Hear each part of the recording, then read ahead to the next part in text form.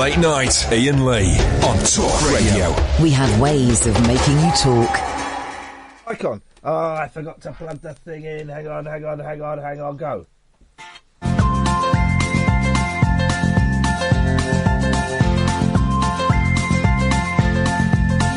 There's a voice that keeps on calling me. Down the road is where I'll always be. Every stop I make a new friend. Can't stay for long, just turn around and I'm gone again. Maybe tomorrow I'll wanna settle down. Until tomorrow I'll just keep moving on. Down this road that never seems to end. When new adventure lies just around the bend. So if you wanna join me for a while, just grab your hat, come travel light, that's hobo style. Maybe tomorrow I'll wanna settle down. Until tomorrow, the whole world is my home. So if you wanna join me for a while, just grab your hat, come travel light, that's hobo style. Maybe tomorrow I'll wanna settle down. Until tomorrow, I'll just keep moving on.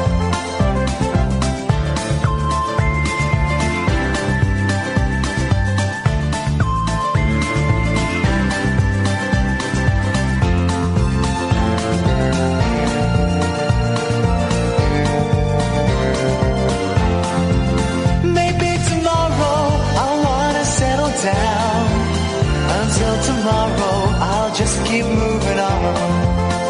There's a world that's waiting to unfold. A brand new tale no one has ever told. We've journeyed far, but you know it won't be long. We're almost there and we paid our fare with a hobo song. Maybe tomorrow, I'll wanna settle down. Until tomorrow, I'll just keep moving on. So if you wanna join me for a while, just grab your hat, come travel light, that's hobo style. Maybe tomorrow, I'll find what I call home. Until tomorrow, you know I'm free to roll. So, I've got a stinking cold, man. I mean, a stinking cold. Have you noticed something different about me? You got your hat on your coat? No, I've got a semi. What? I'm sat behind the desk. I've got my hat on. Yeah. During the show. Yeah. And do you know why that is? Because before the show, you saw me go outside. Yes. Do you know where I went? No. I went to my car, I had a little swig of night nurse. Oh, no. Little swig of the old night nurse. Bottle was there, I thought, do you know what? As a tribute to Prince, I'm going to stay awake for 196 days. Yeah, well, night nurse is not the way. And 96 days that guy stood awake for. No wonder he died in a lift. A lift? What's that? An elevator. That's what we're going to do tonight. What? We're going to stay awake for 196 days. Hours. It was hours. Well, that's because he was a lightweight. We're going to show him how it's done. Right. We're going to compile a list, dear listener, of... We're going to compile... we're going to do... I mean, that night nurse really is... I mean, what we're going to do... You get your French to English, English to French. Mm. You get your English to Spanish, Spanish to English. Mm-hmm. We're going to get your English to American, American to English. First one, lift, elevator. I'll tell you why. But they're also things that you put in your shoes, aren't they? Suspenders. Mm-hmm. Braces are suspenders. Yeah. Jumper. Boy, oh boy, that was disappointing. Do you know jumper? Sweater. A jumper is a skirt. Listen, let's explain why. 0844 499 1000. Although, to be honest, I don't want anyone to call in tonight. I'm just going to own the airwaves. Like the king of... what's that song? Oh, man, if you'd have seen me back... If you'd have known me back in the day. What's that song? Getting a glimpse. Hmm? It's the king of rock and roll. Yeah. What's that? Who's that by? Prefab Sprout. Well, tonight I'm Prefab Sprout. Are you? And oh, gosh. No one... Just don't bother calling in, suckers. You're not going to match this. You know, they're not going to match this, are they? Really? They might. Look, you're not going to match this. If we went toe-to-toe, mano a mano, it just isn't going to happen. So That means hand-to-hand. Hmm? Mano a mano. I'm speaking in Latin. Well, you're not. Because everyone, all the conspiracy theorists, and we'll tread carefully because there's an extra. Did you hear? Are we allowed to say George Galloway destroyed Julia Hartley-Brewer? That can be your perception. That's what happened, but are we allowed to mention his name? Yeah. But all the other candidates are online somewhere. He destroyed her. At last, there was something worth listening to on that show, and it was her being taken down by Galloway. It was a masterclass in ill-researched interviewing techniques. Someone said to me, someone online who holds sway. Yeah. Suede. Said to me, London Suede. No, said to me it was like Alien versus Predator, and they didn't want to say which one was which. No, it wasn't like that. No, because in Alien versus Predator, I don't know who the official winner is, but they're both bloody good. It was more like Alien versus Mr. Charlotte's Blobby. Web. Oh, Charlotte's Web. Babe. The conspiracy theorists, because Barack Obama is the black president. Yes. He comes over and he says, well, if you... What are you doing that voice? I'm doing my Obama impression. You're about to go, why are you order? If you guys decide to leave Europe, you're going to be at the back of the queue. And you know what the conspiracy theorists said about that? Farage said it on... It's because he's half Kenyan. No. He's still That was annoyed another thing that Farage, and I think Johnson said, yes, because he's half Kenyan. No, the conspiracy theorist, and Farage said this on Any Questions, which is the radio version of Question Time, hosted by the other Dimbleby. Who writes the last question at the end? We've got time for one final question. Yes, you. Gentleman there in the shirt. My name is Mark Travers. If the panel could make love to a beautiful lady, what position would they assume? Wow. Well, of course. Right of centre. Well, I always prefer coming up from behind. Then steaming to the front. So Farage was on there, right, and he said this. Let me finish. Right. Now, if you listen to that speech, he said the word queue, and they don't use the word queue in America, they use the word line. So it was obviously scripted by David Cameron. This was his argument. Or it's a man who's seen some films.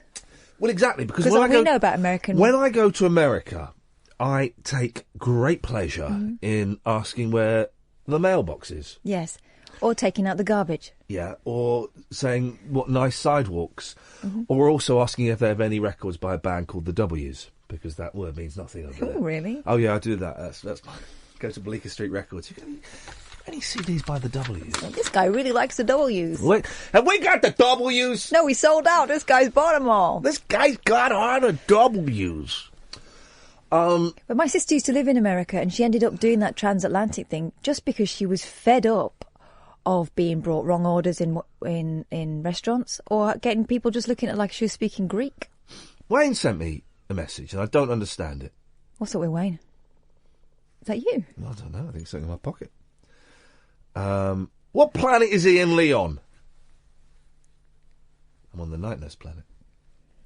Has Julia Hartley-Brewer upset the poor lad? Yes, because I have a soul. She absolutely exposed Gigi, Galloway not Glitter, for the arrogant arse he is. Gosh. Were you listening this morning, Neil?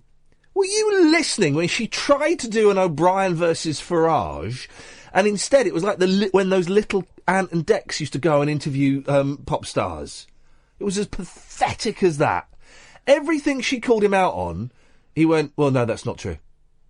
That's not... You said this. No, I didn't. And I've got No, I didn't. And they've got a recording of it as well. Oh, that's quite good. Thank you. I mean, it's Irish, but it's quite good. I was actually... In my head, it was Anthony Hopkins. Oh. If I want to do a Galloway, I got to do I go for Anthony Hopkins. Go on. I just did. Do it again. I'm not going to do it again. Go on. Let's be honest, my impressions are generally a fluke. Very fluky. I don't know how much we can talk about the interview. But we can talk about the use of line rather than cue. So we're going to do an American to English, English to American.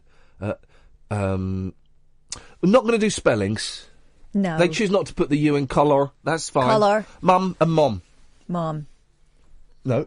But they say mom. No. And I say mum. It's a completely different sound. Yeah, mum and mom. Mom. Mom. Mom. And I thought we could do that All right. until 1 o'clock, and then we go home. All right. That sounds like And a... we'll come back tomorrow, and we'll do...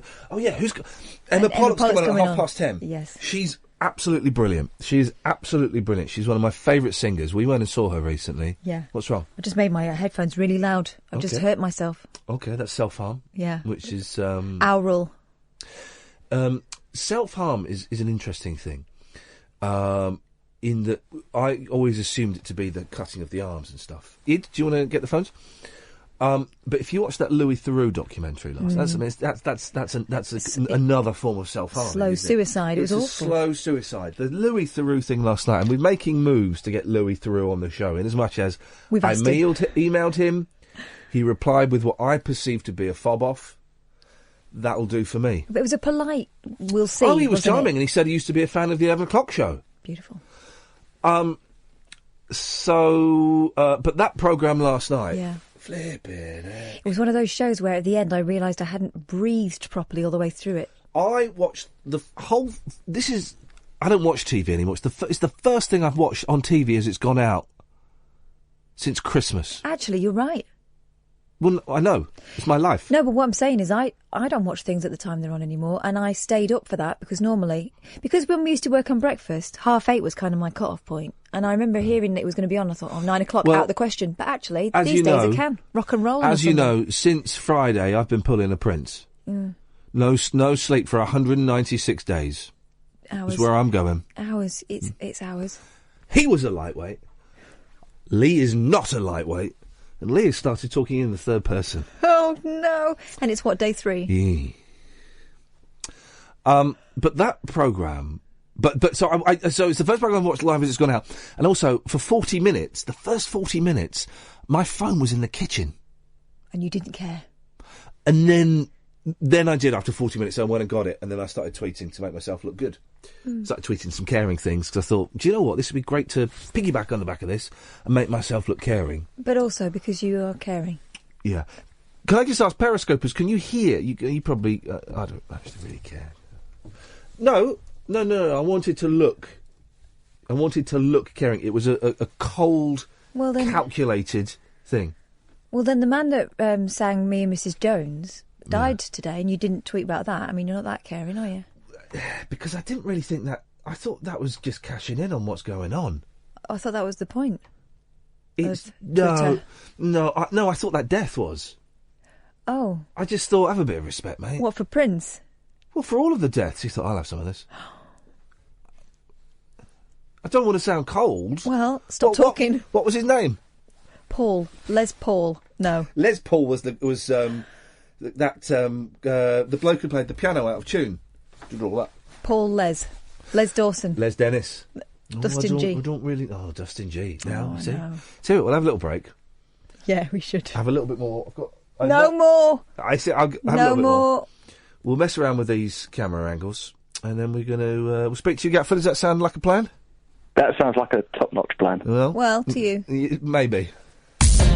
Yes, Gatford. 0844 499 1000 is the telephone number.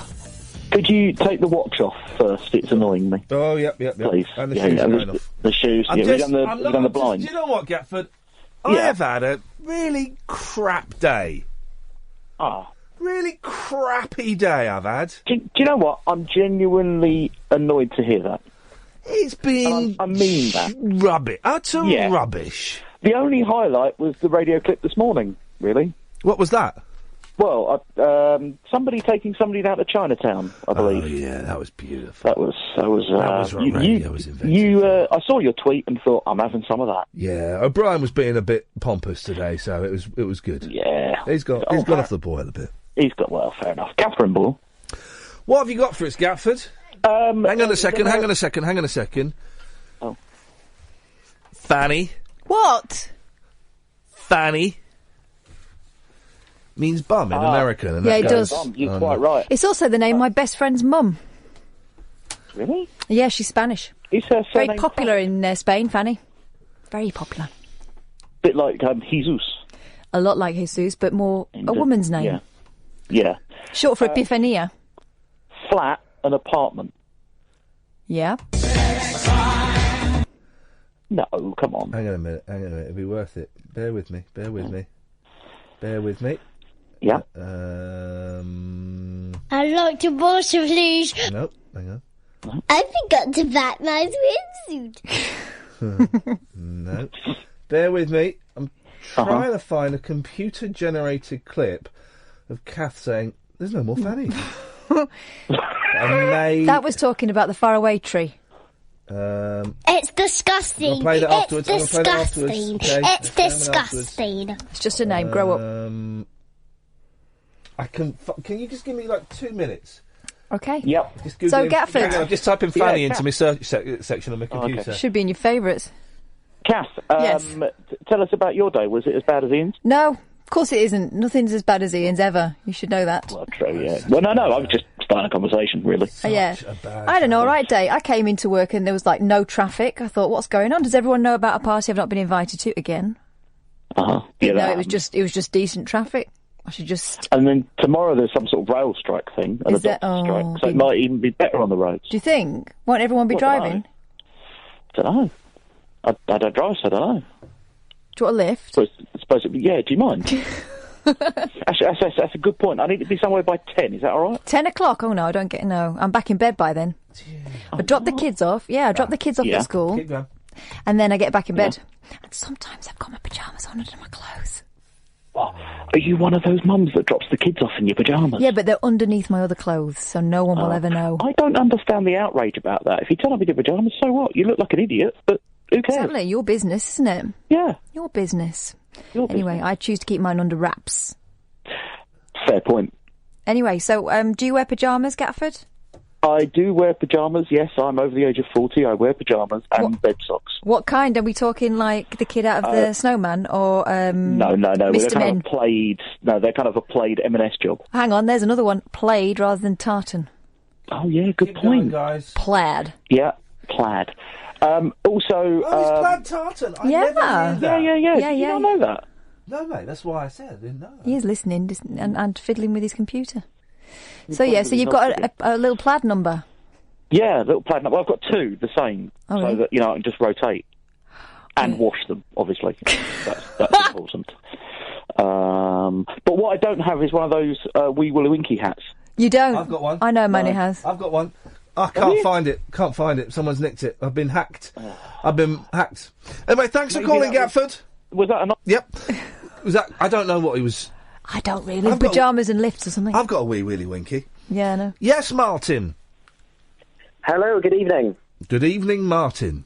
If I had a gain knob on this desk, I'm whacking it right up now. Yeah. They don't trust me. They don't trust me with a gain Don't trust me with a gain controller, Martin. Oh, that's a shame. There we You should be trusted more. Should be trusted. What have you got for us, boss? Yeah, I'm just calling in. I'm sitting in my room at university at Salford Uni, just sort of dwelling over coursework. Where's your room? Is it in let me see, Weast Lane? Say again? Are you in Weast Lane?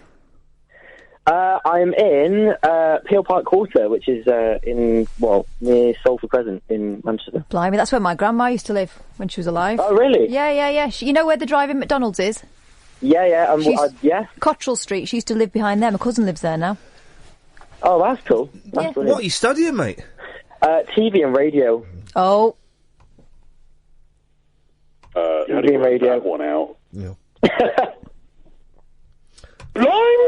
Blimey! And how's that going? Yeah, it's going really well. We're doing drama at the moment, so we have to film a scene from a select sort of drama. So I think we've chosen Sherlock. Yeah, we have, yeah. The TV programme. Yeah, You we've are got to film a taking- selection. We got told. I did performing arts at college, right? So mine was even more Mickey Mouse. And when we had to do like little duologues, right? We got told off because Will just kept doing stuff from films, right? And I did me and Steve did a brilliant with Nail and I, Right. Rubbed a whole tube of deep heat over my body. Yeah. But the final straw was when me and I think it's probably Steve again did a scene from the Al Pacino film Dog Day Afternoon, and afterwards we got everyone got right. Okay, guys, can we use plays? Because we just watch our favourite film and go, yeah, we'll do that bit. We'll copy that bit. Is that 3 minutes? Yeah, we'll do that. Beautiful. So that's what we did, and you're allowed to do that. Yeah. Brilliant. There'll be some people, Martin, right, going, oh, it's disgusting. No, I respect that. If you can get away with that for 3 years, then do it. Then do it. That's what I say. We're just getting away with drinking for 3 years, I think. Yeah. Me too, geezer. That's what I did. I got a 2-1, and I got a 2-1 for 3 years of mind expansion. Yeah? You know what I'm saying, fella? Yeah. You know what I'm saying, Martin. And then you picked up the fantastic job of the 11 o'clock stuff. Yeah. Well, there was a few years of signing on and feeling suicidal because I was never going to get a job. And then, then I lucked to the... Hey, speaking of 11 o'clock show, I love it. Where's my bit of paper? Hang on a second. I wrote this down because I wanted to celebrate this. Where's the mail? I need the mail. Page 23 of the mail. I'm just going to fill in time now while Iain searches for paper. He's good, this guy. That's definitely worth... Are you the voice in my head? That's definitely worth that is worth a Desmond. I would give you a Desmond for that. Here we go. So... And here's that in the studio. Thank you, Martin. Excellent. So, 11 o'clock show. Worked with some great people, right? And I just recently spent 4 years working at BBC Local Radio. Didn't get paid very much. Did all right, not complaining, then got the sack. Even though morally I was correct. And now I'm here. I'm doing all right. Yeah, and you dug me a tunnel. Actor Sacha Baron Cohen has been listed as one of Britain's 1,000 richest people for the first time. Wow. I wish I was rich. The 44-year-old star, who created and played characters Ali G and Borat and begun his career on TV's The 11 O'Clock Show, has amassed a fortune of £105 million.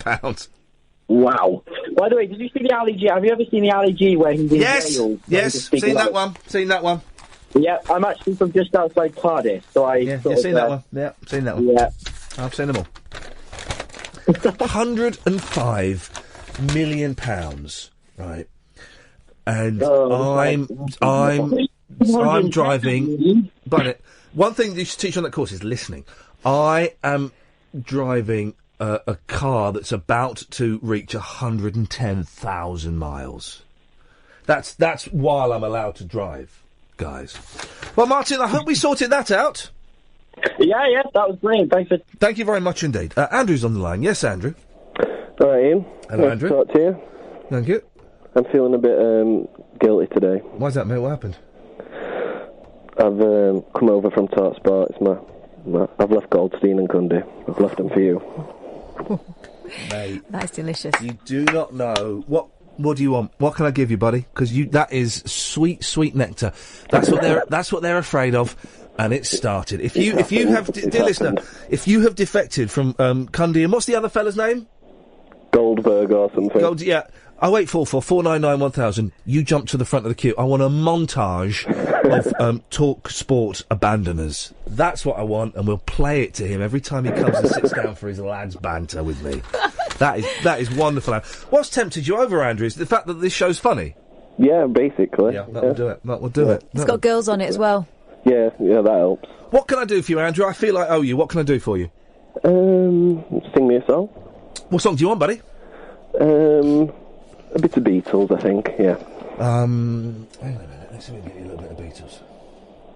Your wish is my command, Andrew. Your wish is my command. Hang on a second. We go to this. We go there. We go... the computer is being very, very slow. Don't you worry. Hang on a second. Here we go. This is for you, mate. Okay. You wouldn't get this from Goldstein? Definitely not.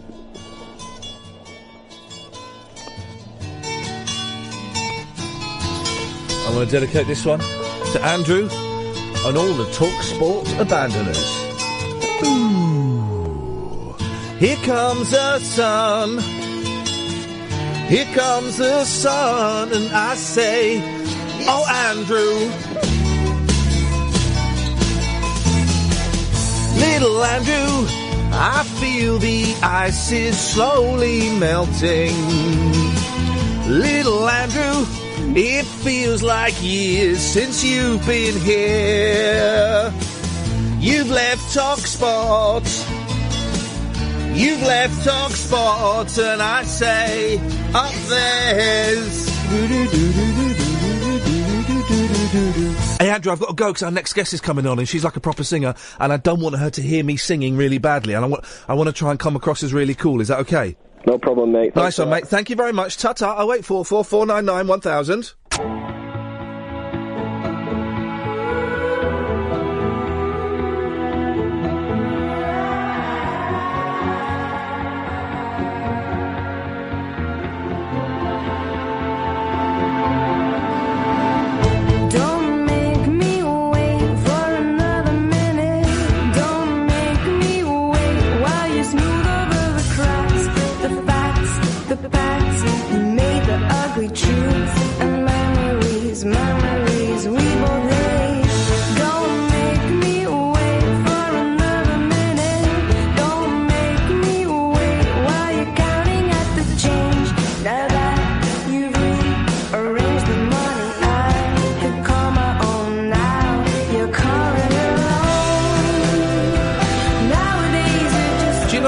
This is, and I'll explain why I'm going to say what sounds like something very rude. This is going to be the second best album of the year. The second best. The Monkees have got a new album coming out soon. That's why.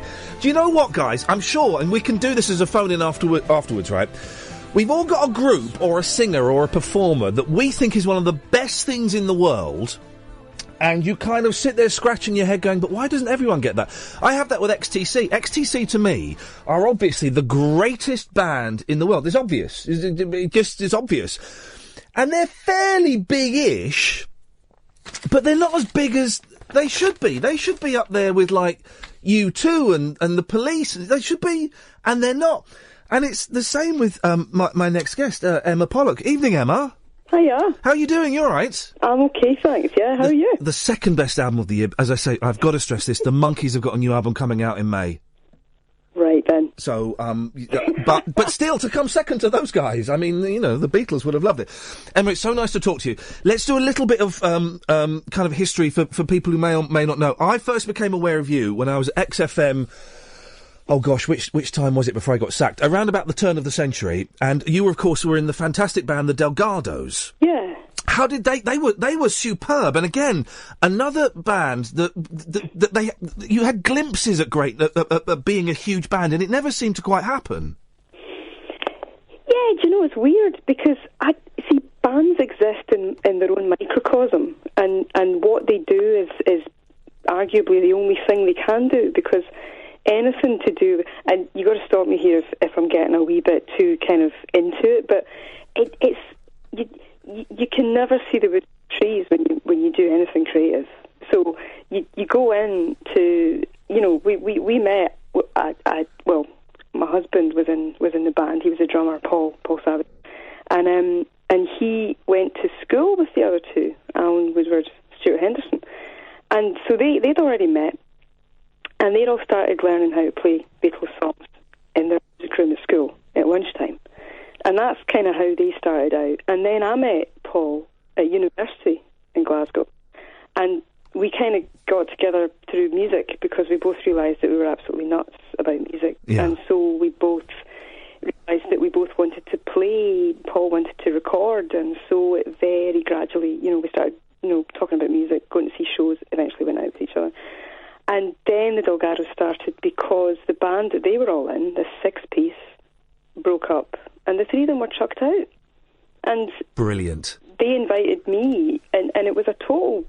You know, they were really, really upset. I mean, this was the single worst thing that ever happened to them. Yeah.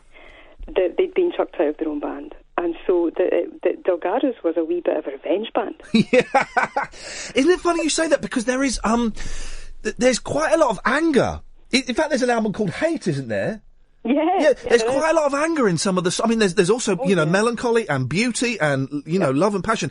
But there's a real anger in there as well in some of the songs. Yeah, absolutely. And yet always delivered with the sweetest of presentations. Yeah. Whether they be, derived through, presentation with strings or the most, the purest of instruments and the most lush production and quite often really, really sweet melody. And the best way to present the darkest story sometimes is with as much sunlight as you can bring in. And you mentioned the lushness. There is Universal Audio to me, which I think was the last album you did as the Delgados, is a masterpiece. It's from start to finish. There's not a dull track. And the songs at the end, Girls of Valor, Keep on Breathing, Now and Forever, you sound like the Scottish Beach Boys on there. Do you know what I mean, though? There is that lushness to it. Yeah, I know. And I think we had... Oh, do you know, that album, I'm delighted that it's as strong as it is, because sometimes a band, they might reach what they feel is the end of the arc, if you like. Yeah. I do think that a lot of bands, that their career is an arc. And we I mean, I read an interview that I did just the other day there, and it reminded me of what I'd obviously said during it. And our career spanned the actual peak of CD sales in 2000 into the absolute, like, the start of the annihilation of the internet. Yeah. And I'm not saying that it wasn't a natural progression, that perhaps our record sales would have tailed off anyway, but I must say an awful lot of us and our peers, our contemporaries, we're all scratching our heads around about 2002, 2004 and thinking, where's everybody gone? Mm. Because it was this spectacular drop-off in record sales, but not necessarily interest. And I think a lot of us took it really hard because it felt like the party had maybe, like, it was over. And when we were nominated for the Mercury and with the album in the middle of the Great Eastern in 2000, and that was absolutely lovely to be recognised on that scale. And then, of course, we had Hate, which started as a soundtrack to an artist's video of his work, Joe Coleman, and then Universal Audio, as you very generously talk about it. And I do love those albums that came after Great Eastern as well, because I think that they're even more accomplished in some ways. And it's just that the spotlight with entertainment tends to travel very quickly. And if it falls on you at all, then brilliant, because it allows more people to find out who you are. But it's not usually always, consistent with the quality. I mean, that's... And is that why do you think that? And do you mind talking? Listen. We only met very, very briefly once. I don't know you personally, but I'm a huge fan. Are you cool talking about the Delgados? Because there are some people that hate to talk about that. The stuff that happened 10, 15 years ago, and just want to focus on now and the future. No, I'm cool to talk about it because I feel like it was really, really hard when we split up because it felt like I was suddenly, we graduated. And we were pretty much within a year we were in a band. And then, this happened and it genuinely felt like I was having to leave home. And I'd suddenly having to go and find out how to cook for the first time. It was just that idea that suddenly this stability that we'd known, because we were really lucky to come through the last fairly buoyant period of the music industry where it was still possible to have a career, even if you were an indie band from Glasgow.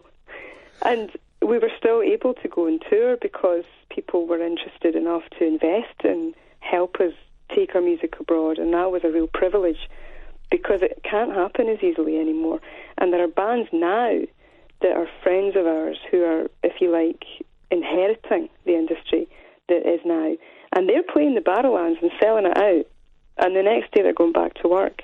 Wow. And the whole thing now has been turned on its head, and it's really sad because these bands that are making this great work, the internet has contracted their world. It hasn't expanded it. It's done the exact opposite. And everyone wants their music for free now. The thought of, going and paying for an album. First of all, the thought of getting a whole album instead of just one song for 79p. But everyone wants everything for free now. Yeah, and it's hard to blame. I don't really like using that word anyway. It's hard to point the finger at people, to be honest, because we're encouraged in this culture to get things for the best value. That's the world we live in. Yeah. It's very, very hard to ignore the fact that there's Spotify and, excuse me for mentioning a commercial, venture there, but it is hard on the one hand to encourage people in all over the world to just try and live within their means, and then on the other slap them for actually not paying a fair price for music. But that, if I was to be totally honest, is what is now happening. And for me, the nail in the coffin, the last nail in the coffin for me was when Spotify was made legal. When all of these, the Napster was the first one, wasn't it? First one. Yeah. I think there were probably quieter, less well-known platforms before that. I mean, there's a whole history there, which I'm quite frightened of even delving into, even though I'm morbidly interested in why it happened.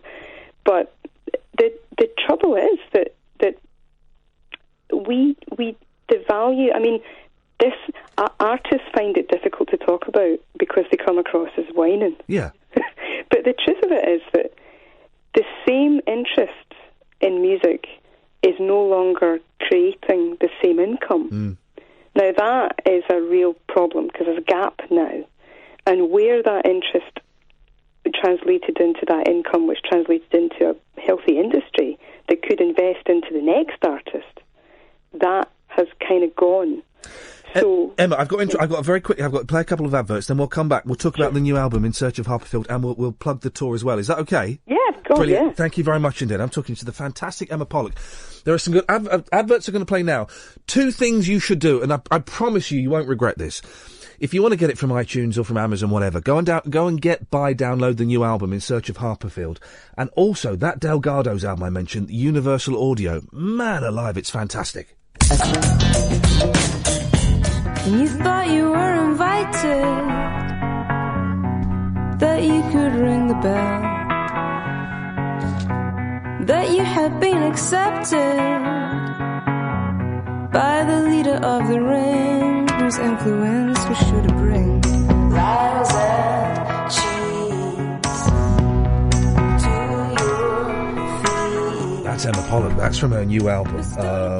And it is a fantastic record. It's taken ages, and I kind of troubled you a little bit, Emma, because I would keep you tweeted it was going to come out last year, and it didn't, and I just kept tapping at your Twitter door. What took so long?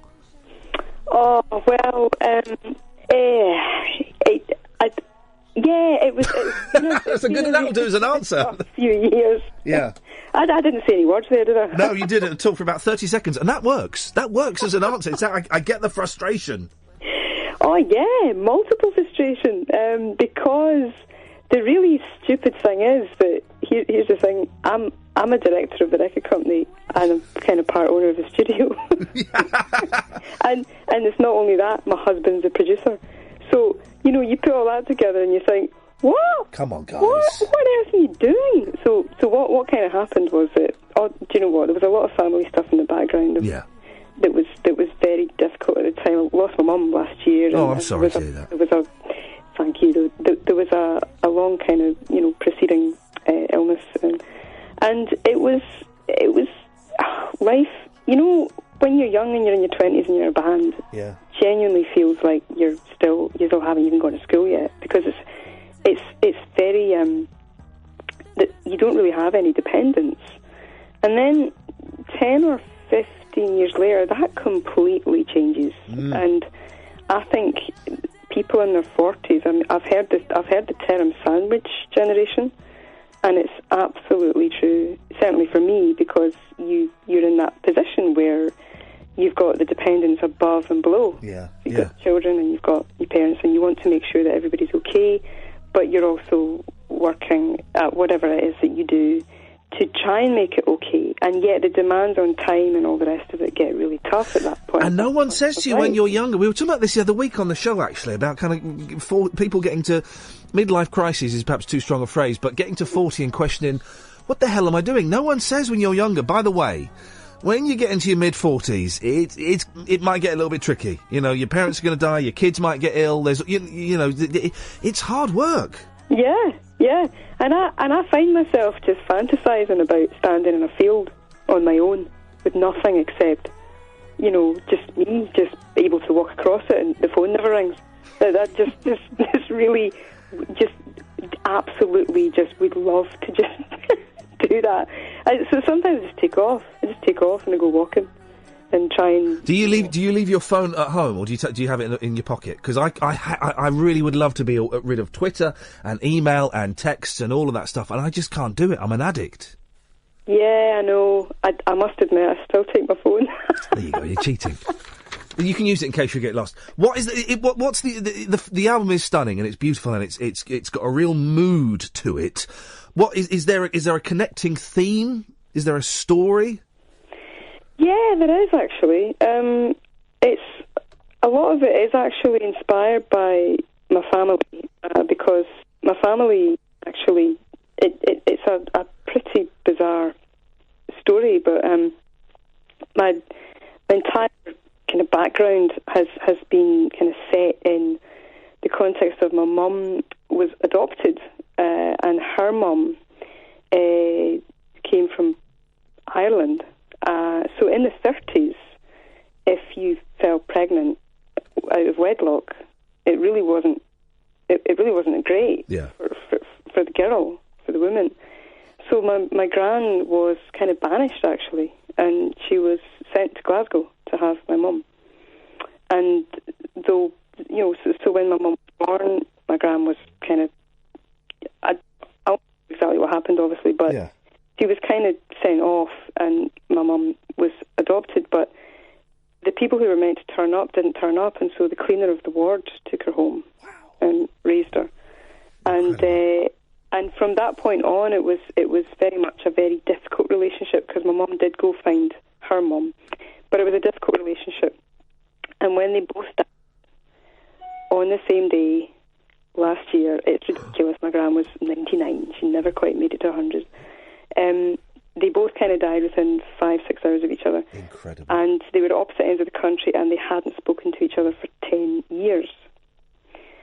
So the album, a lot of it, things like Cannot Keep a Secret, the opening track, a lot of that is actually about the idea that my mum wanted to get back over to this town that my gran had come from. And we'd made the plans and we booked the ferry and she was admitted to hospital before we got there and it was all just quite sad that a lot of connections that I wanted to kind of rekindle for her didn't quite manage to do it because she was just so frail. So a lot of the past is in there and a lot of the frustration with relationships that we might be absolutely embroiled in but we can't necessarily influence. A lot of that is in it, as well as lots of... That's the most incredible story. All of it, from start to finish. It's quite ridiculous. You handed that in as a script for a film, they go, yeah, now give us something a bit more believable. That's amazing, isn't it? Yeah, no, it is, and it's I guess, and the real irony is now that a lot of that family, because the family was quite disconnected as a result of the, what you might call the secret, but now, I'm trying to kind of make sure that I stay in touch with people a bit more, but it's hard to understand how these things happen. I think the reason they happen is they feel like small decisions at the time, but they just grow. They reverberate, don't they, through the family and through history. There's that, isn't it? The Mike Leigh film, Secrets and Lies. It's all secrets and lies, and a lot of this stuff. I mean, the stuff I found out about my dad when he died, and about my nan when she died, and that she had 2 kids out of wedlock before my mum and her sisters, and they were sent. It was. Really? I don't want to say it was common, but no, you're right. I think the shame. A lot. Yeah, the shame of we don't want this in our family, so you're going to go away and come back in 6 months when that's all done, and And yet, there's no denying a life, though, when it's there, because that life grows up, has its own family, and then 100 years down the line, people are asking questions. How are you, this is a quantum leap, but, there we go. This is how we do these things, I suppose, in this ridiculous business. How are you finding the shows? I came and saw you upstairs at the garage, which is a room I'd not stepped in since I was, 21 years old when I was in a band. You've done a few little, would you call those warm-up gigs? Well, do you know, I hadn't played in London for a long time with the band. I mean, I had played in London. I remember I'd said on stage that night, yeah, this is amazing. Haven't played in London since November. And I realised at the time, what am I saying? I was just here at the end of last year. No, but I hadn't actually played with the band, and I go back to play London during this tour coming up in May. Yeah. And that will hopefully be, a slightly even more enhanced show, because I'm hoping to have strings there as well. Oh. So the shows have been lovely, and they're very varied, because, and here we go again talking about the music industry, but it's really important these days to just be able to do what you do in lots of different ways. So especially being a solo artist, it gives you the freedom to say, okay, I think I'll do that one on my own, but I think I'll do this one with a string quartet and backing vocals and a full band, and it depends on the situation. It depends on, I'm doing the full Buna at Edinburgh Festival in the summer, but I went to tour Spain this year, and I just did it with one other musician, and that was lovely, because it was a really stripped back. So when you go abroad, Emma, you're a little bit tight, and you won't take the full band, and so the Spaniards got ripped off. Is that what you're saying? Is that what you're saying, Emma? You don't care about your Spanish fans, right? We got you sussed. Are you going to record any of these shows? Because I'm working, unfortunately, on May the 25th. I'm doing this rubbish when you're playing at the O2 Academy in Islington. Are you going to record any of them? Do you know, I tend to not record shows, because I like to just make them moments, if you like, that you take away with you as a memory. I think I've never been a huge fan of live recordings, because I've always felt, well, partly because we own a studio. I mean, I've always been really, really quite, I guess, a real, fan of what music can be when you have that time and you can go in, and a bit like the Beach Boys, that idea that you take something that what might appear to be a simple melody, and then, my God, what you can do with that if you're just given the tools. So I guess live recording, Delgado's, we did a live recording of us playing at the Fruit Market at Celtic Connections a wee while, well, obviously a long time ago now, and that was good. I listened to that. I got the courage together, listened to it, and thought, looked at your baby photos. Yeah. That's not bad. So it's a gamble, I think. But I do really like the idea that it's a moment in time. Do you know what? You're right. There's that wonderful picture that, I don't know if it was real or not, but it was doing the rounds. And it was a crowd of people looking behind a barrier watching an event. And they all had their smartphones out taking pictures and filming it. Yeah. And in the middle, there's one old lady and she's watching it. Yeah, exactly. Yeah, this has been said a lot now, that we're not experiencing things anymore. We're just documenting. We do it through a screen. And my boy's 6 and 4, and my 6-year-old. I took him to see the marathon at the weekend just to kind of soak up the atmosphere. And he was taking pictures of my phone. And after a while, I said, "Right, you give me the phone back now, and we're going to watch them. We're going to watch these people doing this." Yeah, exactly. Instead of trying to what angle. Yeah, exactly. No one looks at those pictures on their phones anyway. I've got about 6,000. I know. I do photographs. I mean, I take photographs of the most boring things in the world, because, like an amp setting. I love it. You're such a geek. That's great. Yeah. Listen, I'm gonna. The shows you're doing. It starts on Sunday, the 1st of May in Glasgow. Then it goes to York and Newcastle and Manchester, Cardiff, Leicester, Birmingham on the 18th of May, Liverpool, Sheffield. I'm going to tweet the link. EmmaPollock.com is the website to go to. I think we might have shifted a couple of albums as well while we've been on air. So that's worth doing. The album is In Search of Harperfield, and it's just, it's just a joy. As all three, it's the third one, isn't it? Your third solo album. Yeah, it is, yeah. And the funny thing is that in exactly the same period of time, Delgado's managed to release 5. So I've got a bit of catching up to do. Pull your finger out. Emma, it's so nice to talk to you. Thank you so much for coming on. I really appreciate it. No bother. Listen, thanks, Ian. Take care. Bye-bye. Bye-bye. There we go. EmmaPollock.com. POLLOCK.com is the place to go. I'm going to tweet it. If you follow me on Twitter, at Iain Lee, and I'll put her Twitter handle in as well. It's such a nice... I mean, it's just... It's magnificent. I'm an old man. I don't really get excited by album releases anymore. Okay, it doesn't really do anything for me when an album comes out. But I've been so excited about this. So excited. I'll do some tweets and some business and bits and pieces in a second, so you can go and have a look at that, Emma Pollock. Thank you so much. If you want to give us a call, 0844 499 1000 is the telephone number. We'll call you back for the next hour or so. If you can hear me sounding uncomfortable, I've got a terrible cold. And when I get a cold, I get the worst indigestion. As you know, I haven't got a sphincter in my throat, so I can't burp. I can't do the burp, so I'm sitting here just getting all windy pops. It's very uncomfortable. Talk Radio. Oh, a terrible wind. Kath, you might have to come in and do a significant portion of the show for me, man. Iain Lee, Talk Radio, 0844 499 1000 is the telephone number if you want to give me a call. Alan, Bill, stay there. Speak to you after the news. Terrible wind, but I can't burp, so I've got really bad indigestion. That whole interview, I had to cough button and go. I could see you twitching. I thought you Terrible. were all right. I've had 3 Zantacs. Oh, blimey. Had you spoken to me Saturday afternoon after I took my boys to go and soak up the atmosphere of the marathon, I would have told you this was an amazing country.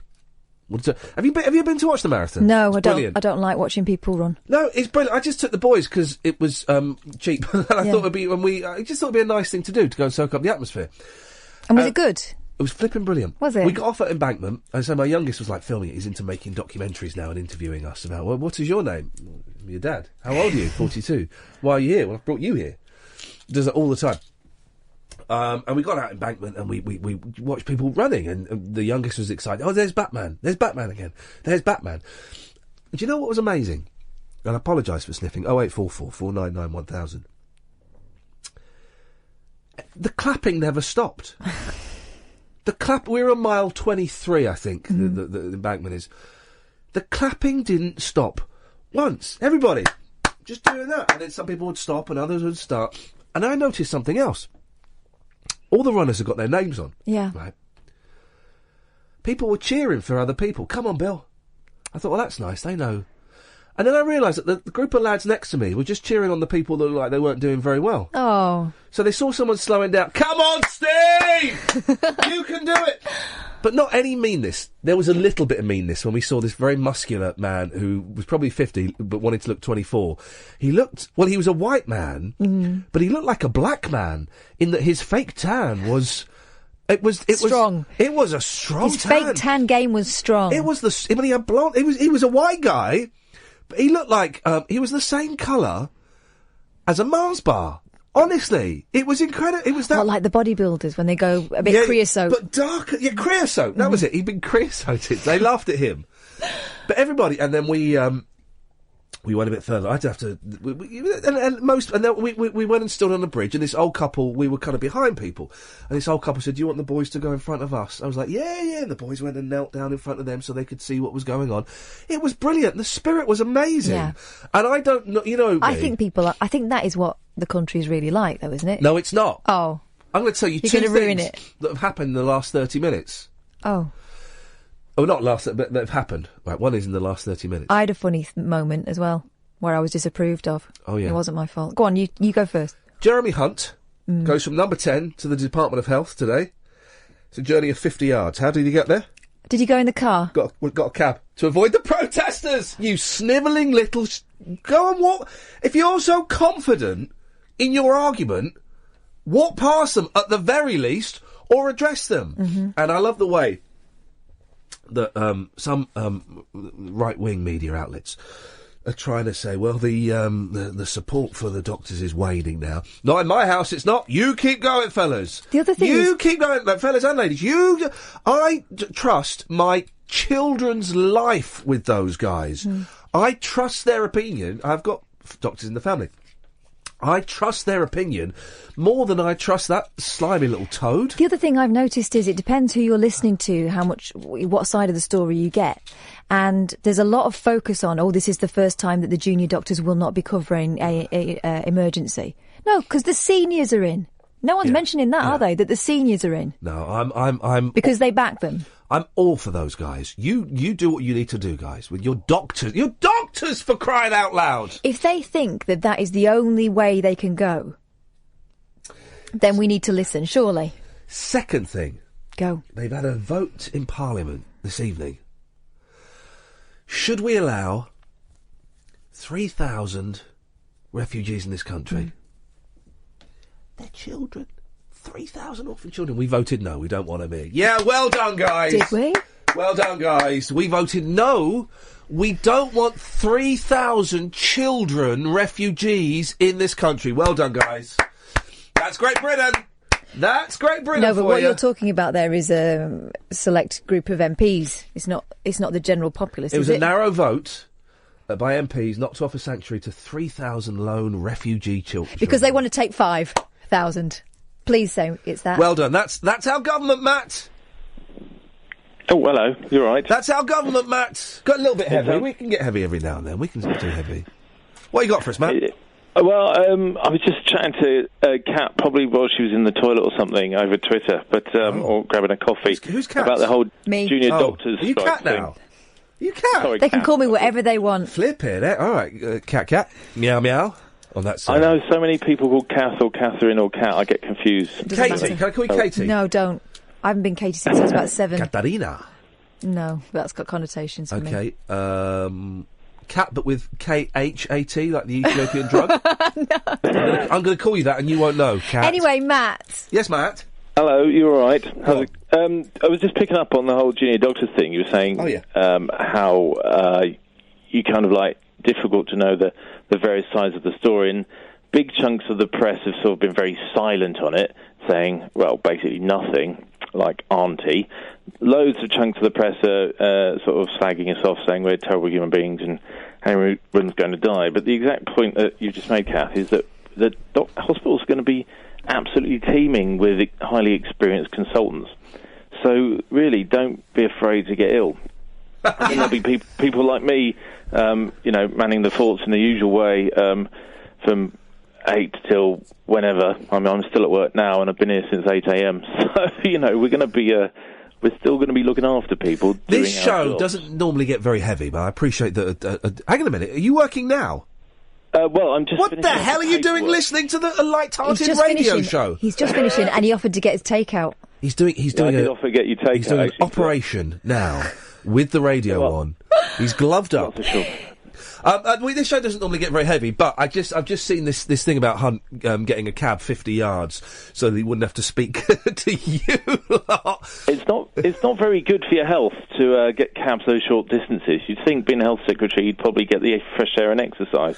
Do you think they're going to win? Listen, Matt, we have been in the last 3 years, the last 5 years, we have been programmed to hate heroes. Okay, we've been programmed to, we've been educated to hate firefighters. We've been educated to hate teachers.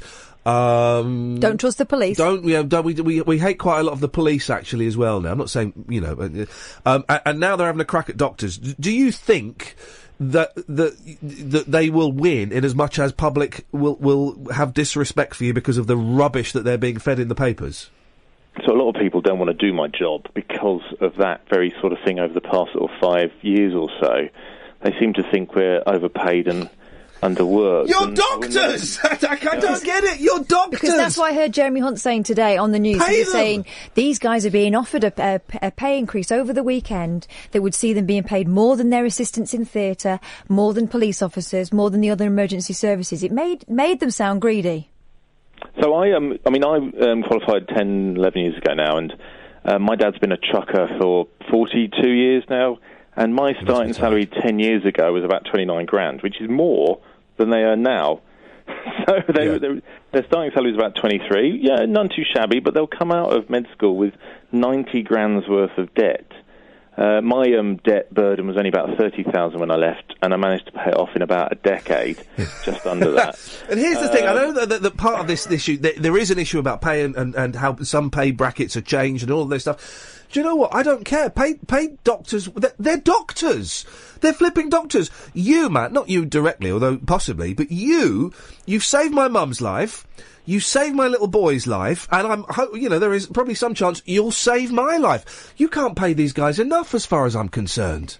Probably picked up a couple of cancers this week that hopefully will go on to get better and stuff, and we. Oh, you're not. I mean, you mean as impatient? Well, that's a strange comeback. No, I mean, not yourself. But we, even us in primary care, we are the first port of call for pretty much everything, and we're expected to find the wheat from the chaff and look for disease amongst the otherwise worried well. Can I ask you, Matt? So can I ask you two questions? My father-in-law is a doctor. I remember asking him these two questions when we were stood alone in an airport line. And he's a very well-respected cardiologist, and he gave me the filthiest look. I'm hoping that you will also give me a filthy look. First question, could you perform an emergency tracheotomy with a biro pen? I'd give it a go if it was absolutely necessary. I have been kind of taught to do emergency trachees, but invariably you try to avoid making a hole. But if you had to, you could make a hole in my throat with a biro pen.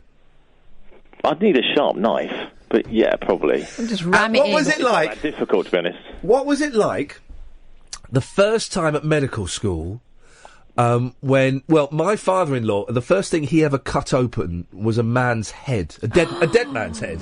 You don't start on something small. You get the cadaver. No, they go straight in, and it was quite early on. He said that they sawed open about the first week, and it's to make sure that you're tough enough to take it, isn't it? Dehumanise them, I guess, straight away. Well, we had a cadaver, and I found out his name after 2 years. You all do. And you walk in within the first week at uni with 30 or 40 bodies of people who've donated they've made the ultimate kind of gift at the end of their life, is to train us to go on to hopefully make a difference to society. And it's something very humbling, but you basically spend 2 years dismantling the person. So you have the same person for 2 years? Well, yeah, we did at my uni. They're very well preserved, but, they die. In this case, that person probably died in 1999 or 2000. They spend about a year or so preserving them. Wow. I don't quite understand how. And then we spend sort of 18 months to 2 years gradually dissecting them in order to learn about the human body. It's the ultimate gift, really. Yeah. I mean, it's the sort of thing I'll probably end up doing if they'll have me. Really? Because I knew medics, and sometimes, I know one of the nicer things they did was send it a Christmas card. Oh, well, then, I don't think you've got to have a sense of humour. I don't think we ever did that, but I did have someone accidentally swallow some subcutaneous fat that flew through the air when someone slipped, and we called her Hannibal for at least 6 months afterwards. Matt, but anyway, one final question as a doctor. I can't burp, and I've got terrible indigestion. I mean, really, I'm so uncomfortable now. Catherine can see me squirming. Yeah. Is there anything I can do? Well, are you doing a lot of Rennies at the minute, or other drugs are available? I'm on Zantac. I've had 3 Zantac. That's probably a bit too many, isn't it? It depends what the size of the dose is. I mean, there are lots. I can't really give medical advice over the phone. No, of course not. Other antacids available, right? And it might be worth just having a chat with your doctor when you get the opportunity. Yeah, when you lot get off strike, you lazy gets. Well, I'm doing a 17-hour day tomorrow, so it won't be me, but it'll just be my junior colleagues. Matt, on behalf of my mum, who you saved, and my little boy, thank you very much. You guys, we can't pay you enough. Thank you, Matt. Cheers. Bye now. Cheers, mate. Take care. Ta-ta. 0844 499 1000. He was good. He deflected that, didn't he? You do that, LBC talking about it. So tell us about the, why we should... I don't like doctors because they're going on strike. Ever saw a man's head open? That's how we do it on Talk. 0844 499 1000 is the telephone number. If you want... Interested, going back to Emma Pollock. Yes. She'll be in the podcast. That fan, do you hear it there? Blimey, yeah. Yeah, it's coming, but I can't do a burp. Gosh. I might have to put my can't fingers burp down on my throat. demand. I might have to put my fingers down my throat during the next Don't do news. it in here. I won't. I have to do it over a toilet. There's a very strong chance I will throw up. Oh, God. But then I also think it's that makes me lose my voice. Well, because of the acid. Family secrets. It's all secrets and lies. And who says that in that film? Dunno, never seen She says it. Oh, it's a good one. It's a good one. One of his sort of like mid to late 80s films that kind of got lost. Brenda Blethyn says it to Diane Louise Jordan. Yeah, I know. She's in it. No, she's not. Yes, she is. Is she? Yeah. It's all secrets and lies. Diane Louise Jordan? Yes. No. Yes. She's not. Secrets and lies. It's all secrets and lies. It's brilliant. Blue Peter's Diane Louise Jordan. Yes. Shut up. Totes. If you want to tell us your family secrets and lies. I've got one. Go on. 0844 499 1000. Someone in my family got sent to prison for breach of promise. Oh, yeah. That means knocking someone up and refusing to marry them. Oh, yeah. When did your dad get released? It wasn't my dad. When did your mum get released? I think it was one of my great-grandfathers. That was the story, anyway. Great-granddad. When my nan he went died- away for ages, came back, his eldest child was quite a lot older. Then they got married. Disgusting. So, obviously, he thought better of it. We've lost Bill. Do you want to get Bill back? Yeah. When my nan died, we found out that there were two other aunts. Met one of them. Didn't get on with her. You can call me Auntie, whatever her name was. You can call me Auntie Alice. Saying it doesn't make it so, does it? Yeah, I've just met you, Alice. I'm going to stick with that. You been watching you on the TV for a long time. You call me Auntie Alice. I said, no, I'm not going to do that. Partly because I'm 37, and partly because I've literally just met you, and that's the first thing you've ever said to me. Odd, isn't it? Also, should I be saying this stuff on the radio? I don't know if You don't have to say exactly who it is. Okay, I don't think I think we found out that the father of a man very close to me is not his dad. Right. It's another dad. I think I started researching the family tree because there's a lot of unanswered questions. Trees. No, well, you know when that all came out, that what's it called, Genes Reunited and all that bullshit. That was just for people called Eugene. Well, it turns out, yeah. But Eugene! I was looking because there's family members who've gone astray in the past, and existing and elderly family members who would like to know what happened to them. So I was looking into it, and I found a number of very odd things.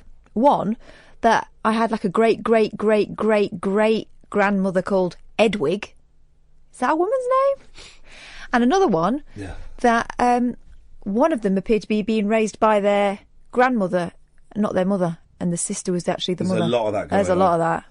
You could get away with that stuff because there was no Facebook. My sister's tweeted, someone in my family got in trouble for drawing all over the boy from next door with felt tip pens. Well, that was either me or her. It must have been her. I don't remember doing that. Secrets and lies. It's all coming out now. It's all secrets and lies. Diane Louise Jordan. I had some boys next door, Simon and Matthew. Oh, yeah. I wasn't very old, and there was a little bit of a kerfuffle when I went into Simon and Matthew's mum and asked whether I could wee in the grid like them. Apparently it's not done. Alan? Hi, Ian. I'm looking forward to seeing you on Pointless. This Saturday! My Pointless is on this Saturday. Yeah. BBC One! BBC One, Alan! With Keith Chegwin as well. Ian Cheggers. I'm a little bit racist in it. Not on purpose. He was a bit naughty, Cheggers, wasn't he? No, I am. I make a racist... No, it's not You even jumped to a racist conclusion that only a racist could jump to. I gave an answer, which I was confident was the winning answer, but I was overthinking it. The answers there are easy. And it turned out the answer I gave was casual racism at its worst. Well, a racist would give think you that. 100 points. No, it gave me a stern look from what's his name? Zander. Alexander Armstrong. Yeah. But you still won, which says a lot about the BBC. Spoiler alert, you absolute cheese! I mean, one in terms of not being locked up. These people didn't know for that racism. I won. Or did I? Or did I win? Or did he? Or did I?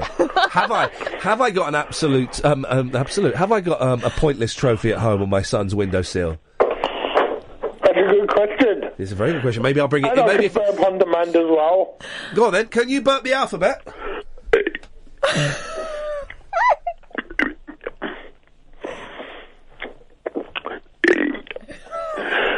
You're going to chuck up. That's the ABC. Your burping voice is actually better than your speaking voice.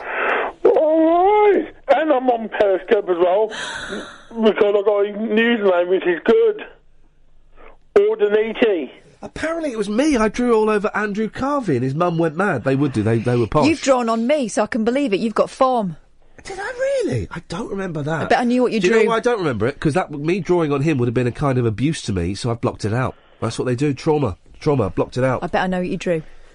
I wouldn't have drawn that then. I wouldn't have drawn a crying cactus. Alan, what you got for us, buddy? I'm talking about the junior doctors. Yep. Oh. Get him. We've got all LBC. My brother works in the NHS. Oh, dear. He works with the union as a hospital administrator. Yeah. And he's currently on a conference in Brighton. Oh. And he had a visit from Jeremy Corbyn. These are all facts. I'm trying to put these facts together into what we call a narrative. But Jeremy Hunt, I think he's to the brave the protesters rather than slinking in his taxi to the hospital. Are you saying, Alan, that with your brother being on a jolly in Brighton, that doctors are lazy? No, he works as an administrator. Right. Not all doctors are lazy. The senior doctors they can afford a round of golf. But it's thanks to the junior doctors that keep the hospitals working. Well, or in the case of tomorrow, the senior doctors. So the doctors. Okay, so they miss a game of golf. It's a small price to pay for the health of a country. What? I'm so confused. Where's golf come from? Wow! Me and Andrew... this is insane! My sister is telling me more and more of this story. Okay. You both got naked and drew on each other. Oh, wow. I think you need to take this to a DM. No, I do not. I do not remember that. Where did you draw it? Don't tell me. Well, all over. Joe, really? Why would you... Are you doing a prank like when my mum told me my middle name was Gaylord? Is that what you're doing? Because that is out of order. Gosh. You eating... Have you ever got naked with another man and drawn on him, Alan? No, my brother would have. Yeah. Is that why he's in Brighton? Is that what he's up to? Well, he is gay. There we go. We got there in the end. There was a story. And I'm not laughing, because it's not funny. People want to get naked and draw all over each other in a padding. Just the way he went, my brother would have. Because that's what they do. That's how he can accept his brother being gay, by thinking all they do is get naked and draw on each other. If he imagines the actual act, he would be disgusted and shocked beyond belief, and he would not be able to look his brother in the eye. Oh, bless him. Bill! Hello, mate. Hello, Bill. How's life? You not brilliant. Okay. Well, we have good and we have the bad. And he's gone. Just got a bit worse. He just went. 0844 499 1000 is the telephone number if you want to give us a call. What have we talked about today? Can you have a little recap while I Today we've breathe? talked about getting naked and drawing on each other. Yep. Secrets and lies. It's all secrets and lies, Diane Louise Jordan. I don't believe it's Diane Louise Jordan. It is. I'm going to have to look it up. You think I'm being racist again? No, I don't. But I just don't see black it. woman. I just don't see her. I just don't see her like that. Nope. She's an actress. Is she? All kids' TV presenters are actors. Well, you say that. Of course they are. I've seen Derek Griffiths' Hamlet. What did you do to celebrate Shakespeare being dead? I read Sonnet 116. Oh yeah, go on. To myself. Let me not to the marriage of true minds admit impediment. Oh, don't. Because he is rubbish. Oh no, he's not. This is the thing. No. I think that a lot of teachers are rubbish. I had a brilliant teacher who had no place in the comprehensive system. John? Hello? Shakespeare's rubbish, isn't it? Well, I haven't been listening to that. I want to talk about the NHS. Away you go, Jonathan. Looking forward to this. I just want to say I love that call with that doctor about the NHS. You know, when I go in, they always have a bit of banter with me. You know, I love a bit of banter with the NHS staff. Yeah. Well, maybe not the last time. I think when you're having an enema, they don't really want to know. No. But, Yeah, no, I love them. I think they're great. They're doing a lovely job. So lovely call that was. And the Emma Pollock. Yes. That's her name. Yes. Bit close, isn't it, to a naughty one? But anyway. Bummer Pollock. Sorry? Is that it? Enema. Pollock, and your downstairs left piece. Do you know what I'm saying? What about your right piece? Well, that one's not here anymore. But we'll move on. Did you when men lose or have a testicle removed, right? Yes. And it's amazing that you can get a prosthetic one. Paul. I was going to ask. Yeah, you can get one of them. You can get a rubber one. And do you know what? Mine are such a mess. Anyway, it would look tidier with one gone. So if it ever has to go, and I pray to God it doesn't, of course. I know people have been through it. And it's amazing now that we can talk about testicular cancer. And it used to kill loads of people. Now it doesn't kill anywhere near as many people because we know about it and they can treat it quickly. Boom, they're in. You'll feel around, don't you? Simple as that. Exactly. And if they say, well, Mr. Lee, would you like another ball? I say, do you know what? I'm going to leave it at one. Get a disco ball. Could you Velcro it? Oh, what? The sack. Removable? So that if I want to put one in, I can put it in. Or a zip. God. But if I want to put, like, 2 in, so I've got 3... What for? Juggling. Pocket billiards. That's got John all excited, isn't it? 0844 499 1000.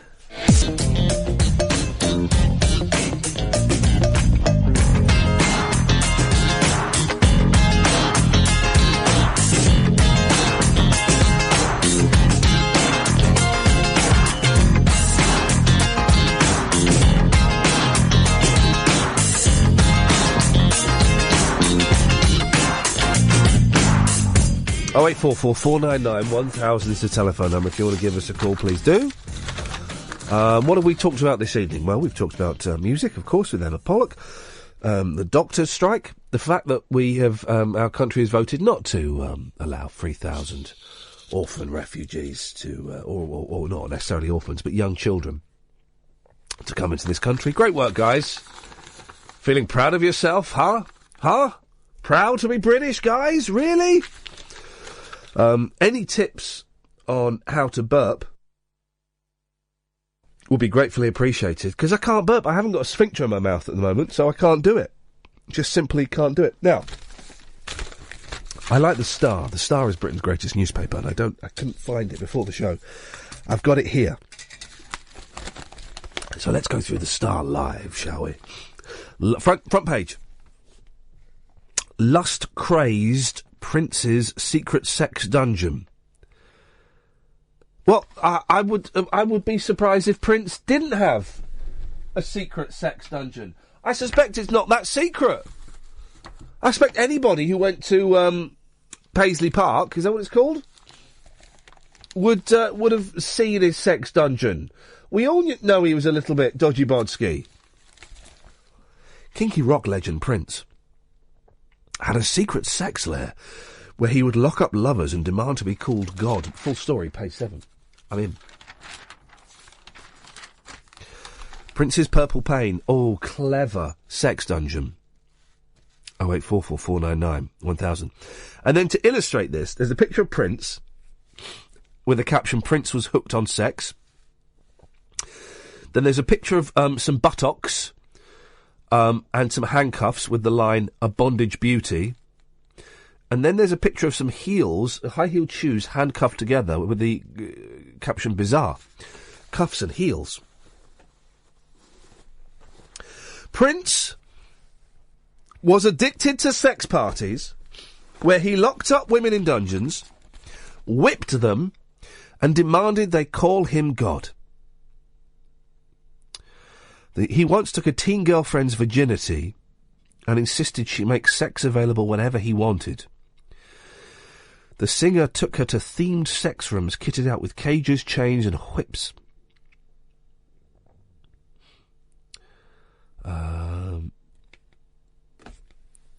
Well. She said, I was also filmed having sex with Prince. The filming occurred without my permission. Prince informed me that he took sexual relations very seriously. Oh, here we go. Here we go. Prince had contested her allegations at the time, saying they were totally false. Oh, so now he's dead. Now he's dead, the stories can come out.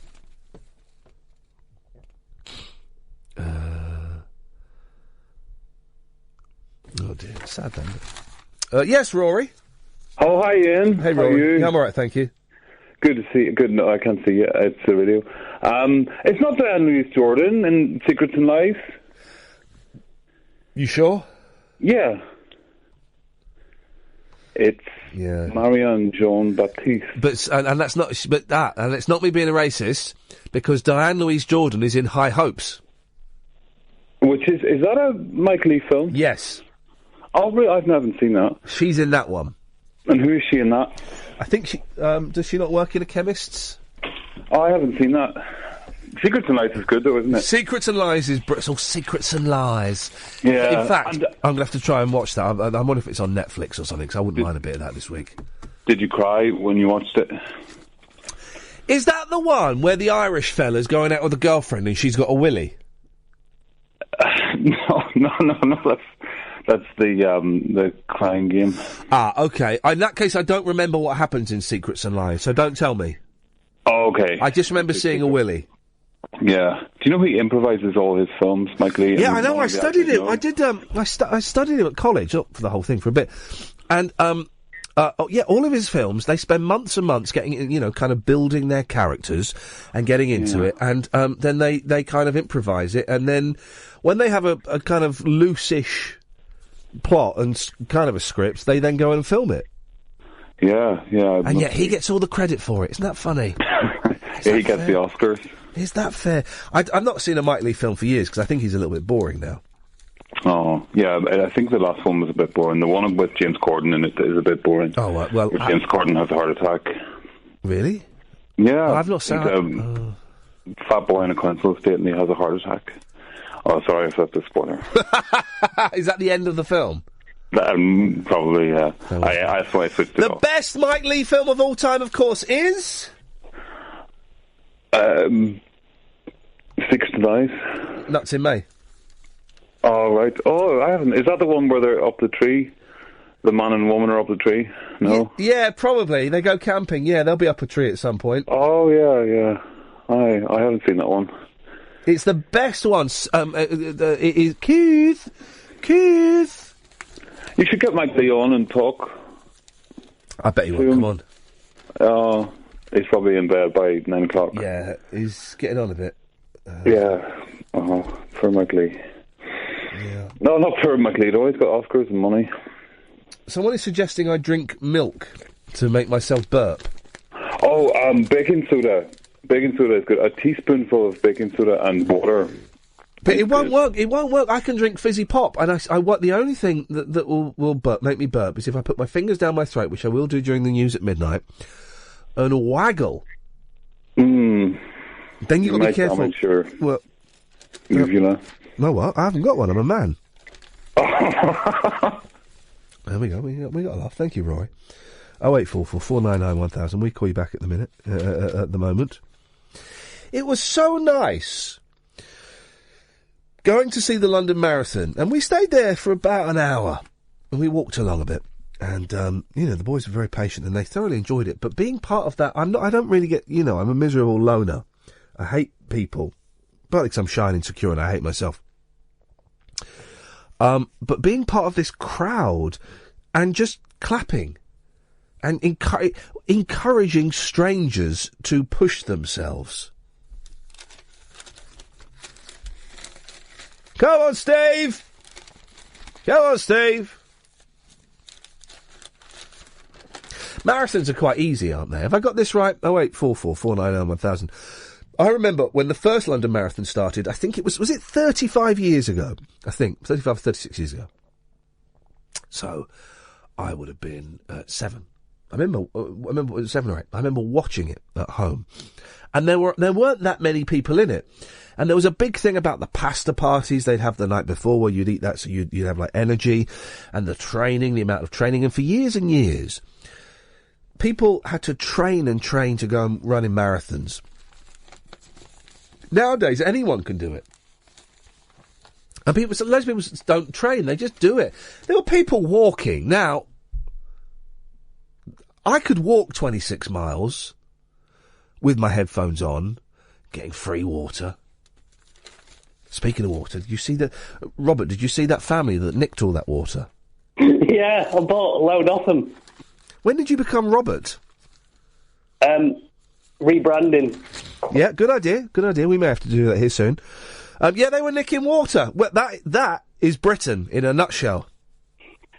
And there's people doing stuff for charity, and technically they're taking, like, the goods that are there for people doing good causes away. So technically they're the most evil people in the world. No, you know who the most evil people in the world are, and I'll tell you this. Do you know who? Go on, you go first. The scumbags that leave bags full of toys and jumpers outside charity shops at night time. Yes. Those people make me want to puke. Go during office hours. Take it in. Yes, we all have the fear of going into a charity shop, them looking at it going, no thanks. Nothing more humiliating than walking out of a charity shop. But, with your bag still in there. But, don't leave it outside afterwards. And then of course, we've all rifled through those bags, haven't we? Hoping to find a good VHS. And that is weird, because then you walk down the street the next day and there's like jumper, a trainer, and then a few feet later there's like a skirt. What they thought, nah, I've got enough. Which animal...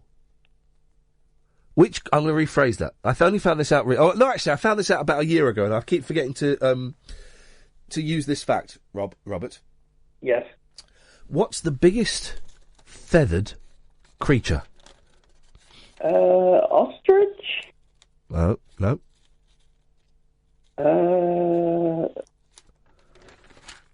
don't know. I would have said eagle. No. A big eagle. Ostrich is bigger than an eagle. Yeah, but Don Henley's a big eagle. Yeah, no, you're wrong. Go on. Dinosaurs. They're not alive anymore, though. No, but dinosaurs used to have feathers. What are you drinking? It's like that one in Jurassic Park. Sorry? In Jurassic Park, remember, he falls down the well. Never seen it. Have you never seen... What? Never seen it. How can you never... Your kids would love that. Do the special effects still look good or rubbish? The first one's very good. The new one's not too bad either. No. I'd watch it, because I don't know how scared they'd get, but... Well... But yeah, there is feathers on one of them in there. Okay, so you knew that. All right, well, that's disappointing. Cool. Anything else, Robert? Just a quick one, Shakespeare. It's all down to the performance. I would like 1 minute to try and just... Because I did this at drama school. Yeah. So, 1 minute, if I do not convince you... Okay. Okay? Yeah. So this is from where Ludwig enters the room. Yeah, Ludwig. He sees Greta. What play? What? What play? Just put a little bit of thinking time there, Robert. Advancio. It's one of the sonnets. Okay? Yep. Into character. Deeply dippy, by the curves you got, my lord. Deeply dippy, hot for the curves you got. Deeply dippy, by the fun we had. Oh, deeply mad. Mad for the fun we had. Oh, and I'm sorry, we're out of time. 0844 499 1000. If you call between now and 12, we will call you back. It's as simple as that. Kind of a slow start to the week. Indulge me. I've got a terrible cold, and when I get a cold, I get terrible indigestion. Because I can't burp, I'm really uncomfortable. It's because I swallow a lot, and as I'm talking, all this air's going down, and thoroughly uncomfortable. There's a fella here. There we go. The marathon. I enjoyed it. We had a nice day out in London, and we went to Downing Street. Those police officers at Downing Street are a charm. Have you ever spoken to those guys? They're not plebs. They were great. They saw me with the boys.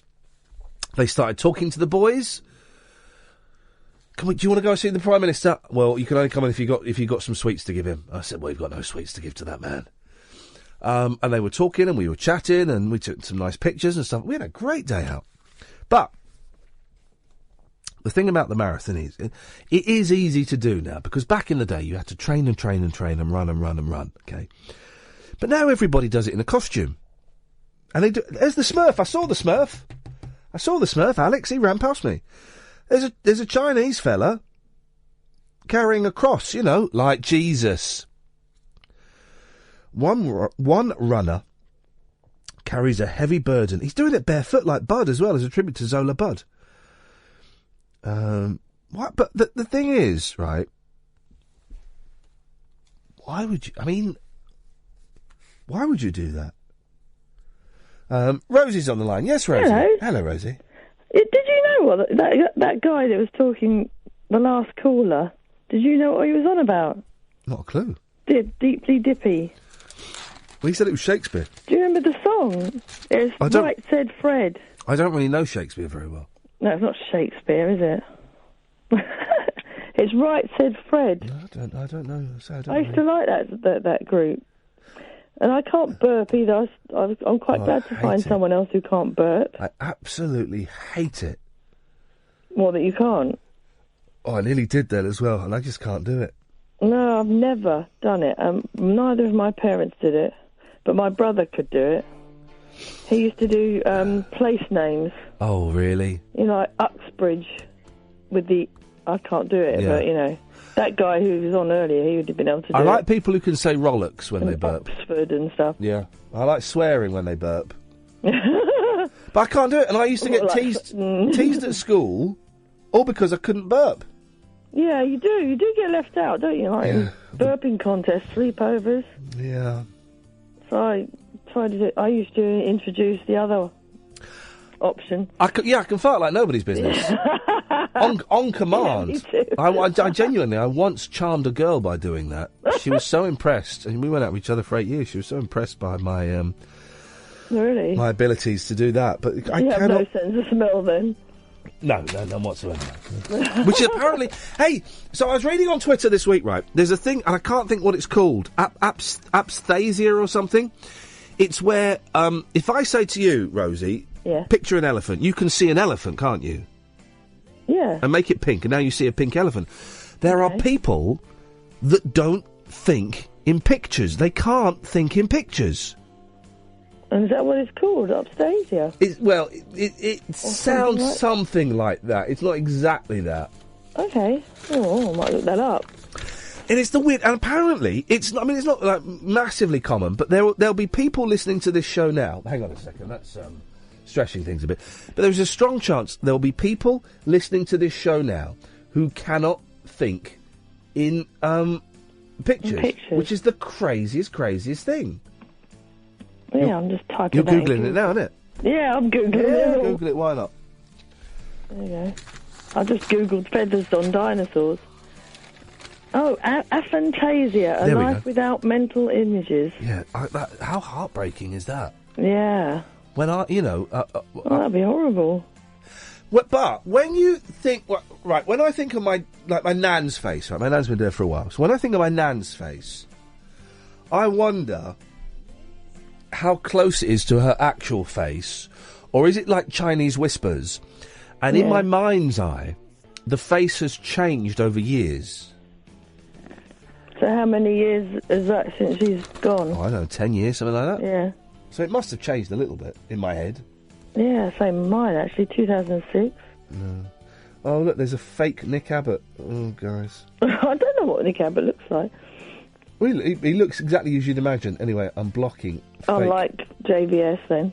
Oh, God. Blocking fake Nick Abbott. All right, Rosie, thank you for that. Oh, you're very welcome. Ta-ta, have a good night. There we go. There we are.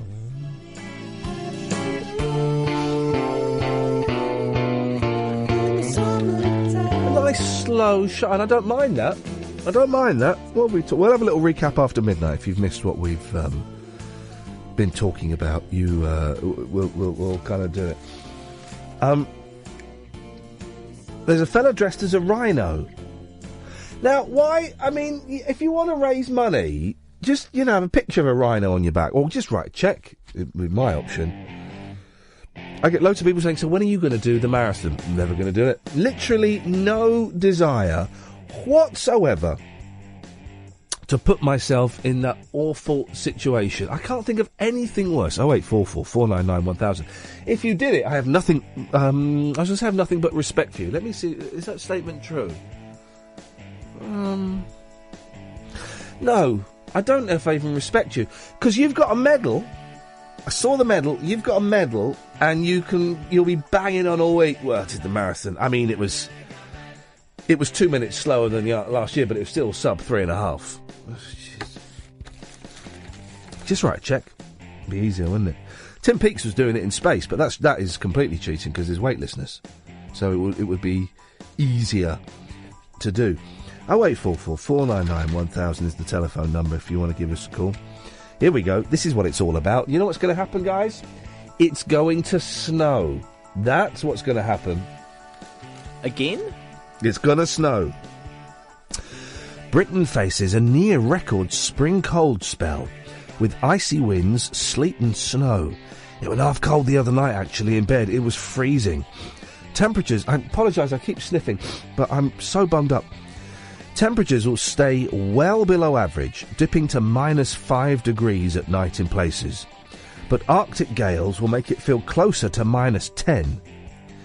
People... Here we go. Thank you, you Saharan sods. People are being warned to expect breathing problems as polluted air sweeps up from the Sahara 3,000 miles away.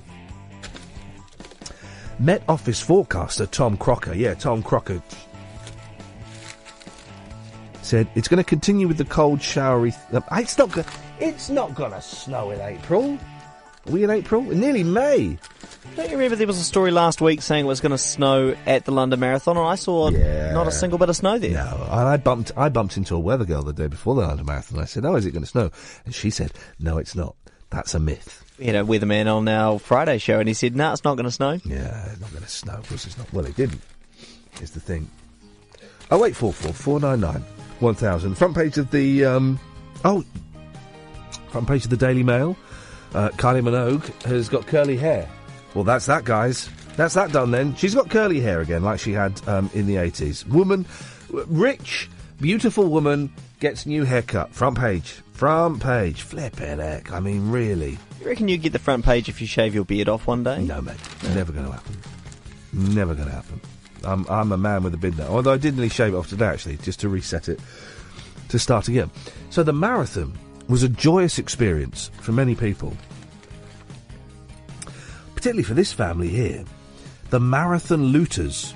They grab hundreds of water bottles meant for the race runners. I say... Oh, there was a brilliant Vine. I don't know if you saw the Vine. 0844 499 1000. Of... it was a fella who had his hand out giving high fives to people, but every time a runner went to high five him, he pulled his hand away. Oh, it was very funny. Naughty, but funny. Looters used shopping trolleys to steal hundreds of bottles of water meant for London marathon runners yesterday. Well, flipping it, they are. They're loading up trolleys. That's incredible. Video footage shows dozens of people, including children, grabbing... No, he should say, video footage shows dozens of people, including mums and dads, that would be more shocking, grabbing pallets of water bottles intended for thirsty runners around the 8-mile mark of the race. That's why some people didn't make it past 8 miles, were thirsty. At least one race marshal stands by, apparently helpless, as onlookers descend on the water station. The theft of the Buxton mineral water, described as disappointing by marathon organisers, appears to have happened during the later stages of the race. So hang on, what is the story that loads of people have run past at that point? You're not going to get thirsty after 8 miles? Flippin' heck. If you're drinking water at 8 miles, you shouldn't be doing the marathon at all. Parents and children can be seen reaching into crates filled with multi-packs of bottled water and putting them into three-wheel shopping trolleys, large plastic shopping bags, and on the top of pushchairs. Some people are seen pushing over the top of each other, grabbing what they can. The incident seems to have been filmed by one of the water station volunteers and posted on Facebook. Speaking in the video, the man says, obviously hard times in Deptford. I mean, guys, really, in the great scheme of things, there was some water. And they took it. They were giving it out to the people that were running, so there was free water around. I think I respect these guys more than the people that did the running. It's water. They were thirsty. Here we go, and this is why they think it's a story, right? When it isn't actually really anything at all. The footage provoked angry reaction on social media, the home of the righteous, self-righteous little so-and-sos. People on Twitter and Facebook are so full of themselves. I mean, it really is just hideous. The video, one user posted... Hang on a minute. Best ending of a song ever. Hang on, we go. Hang on.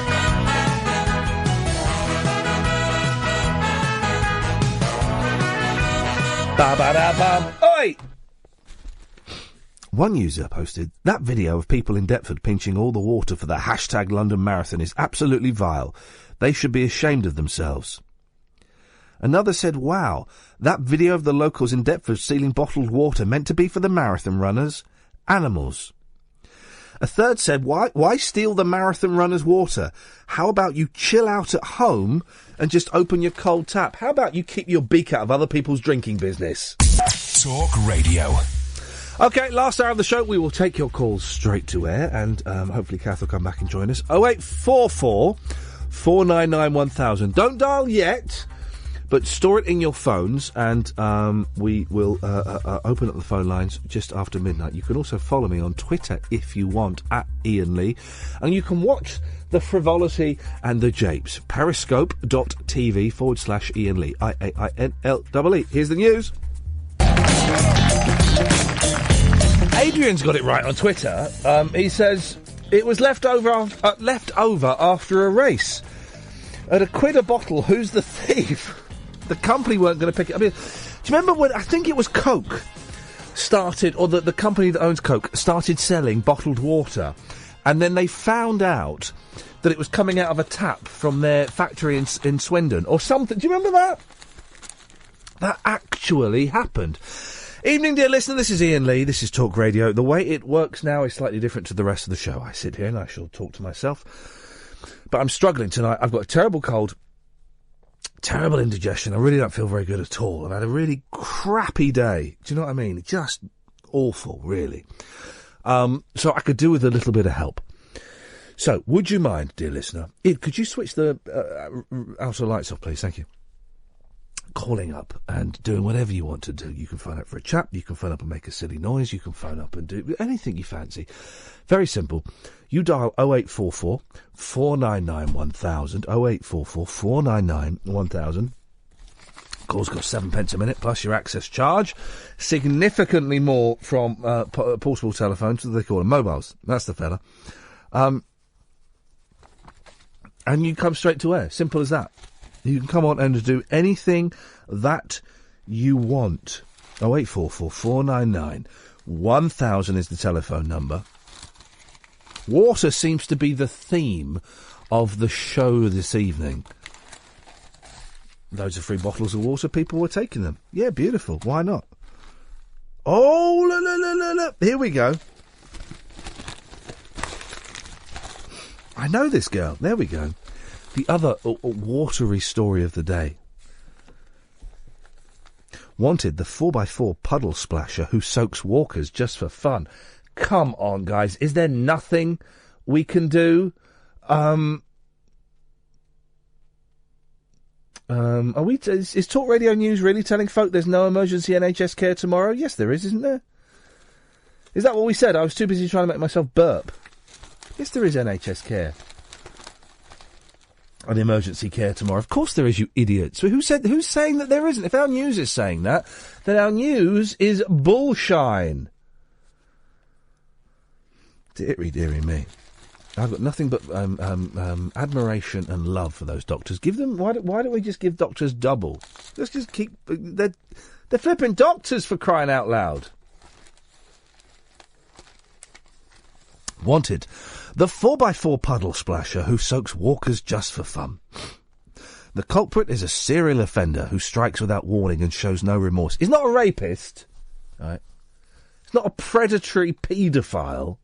Which I think, I don't want to say we have degrees of paedophilia, but I think it would be safe to say that all the Jayhawks have got a new album, have they? Have they really? Well. The predatory paedophiles are the worst kind of paedophiles. It's just a bloke who drives through puddles and splashes people. We've all done it. Have we done it by accident or deliberately? Maybe once I've done it deliberately. The culprit is a serial offender who strikes without warning and shows no sign of remorse. And so far, the mystery puddle splasher of Kentish Town, North London, has managed to evade police attempts to catch them. The yob, who drives a Toyota 4x4, has struck countless times over the past few months whenever there has been a period of heavy rain in the North London borough. This is an actual news story. And it's happened to someone I used to work with. Isn't that funny? Police believe the motorist cruises the streets, don't we all? For fun. Again, don't we all? Looking for puddles on the roadside and pedestrian victims near them, and then deliberately drives close to the curb in order to give them a soaking. But until the most recent incident, which was caught on camera by former Channel 4 newsreader Zora Suleiman, she used to work with me on Channel 4, she used to rise with me. Officers investigating the incidents did not even have a car or registration to work with. And then they got the Miss... What? Hang on a minute. Miss Suleiman. I don't think she is. Miss Suleiman, 36, well, she's not 36. Is she 6 years younger than me? No. A newsreader on Talk Sport Radio. No, she's on LBC. Does she work here as well? Said the car drove past and splashed people at a bus stop and then did a U-E to do it again. She added, there was a little... Oh, come on, Zora. Guys. This is not... Really? Am I... 0844 499 1000. Am I really, the only one thinking...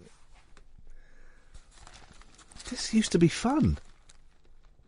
There was a little old lady next to me, and this car came up really close to the curb, splashing everyone. Then I saw him stop, and I thought, oh my God, he's going to do it again. Are you there, line one? The one night we could really do with the phone system working.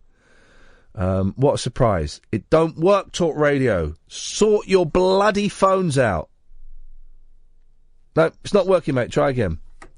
The one night, Talk Radio, I could do with the phones working. Don't work.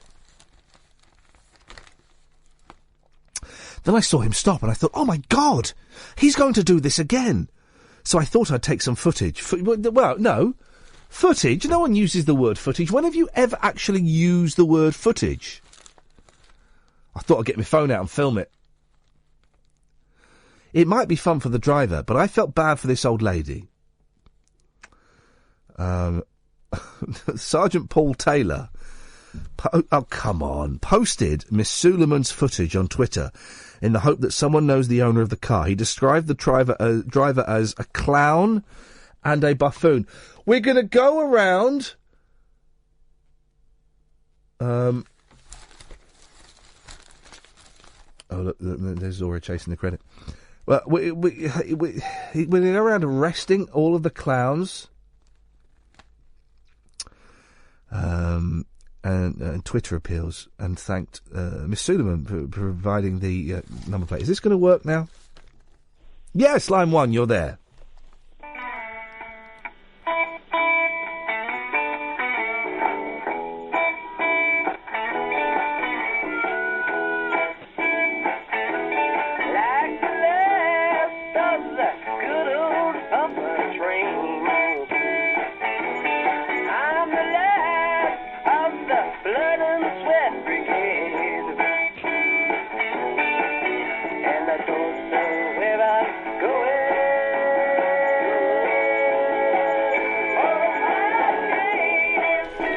The Kinks, Last of the Steam-Powered Trains, from the magnificent Village Green Preservation Society. Although the later album, Arthur, or the Rise and Fall and Decline of the Western Empire, whatever it's called, just call it Arthur, I think is a much better album.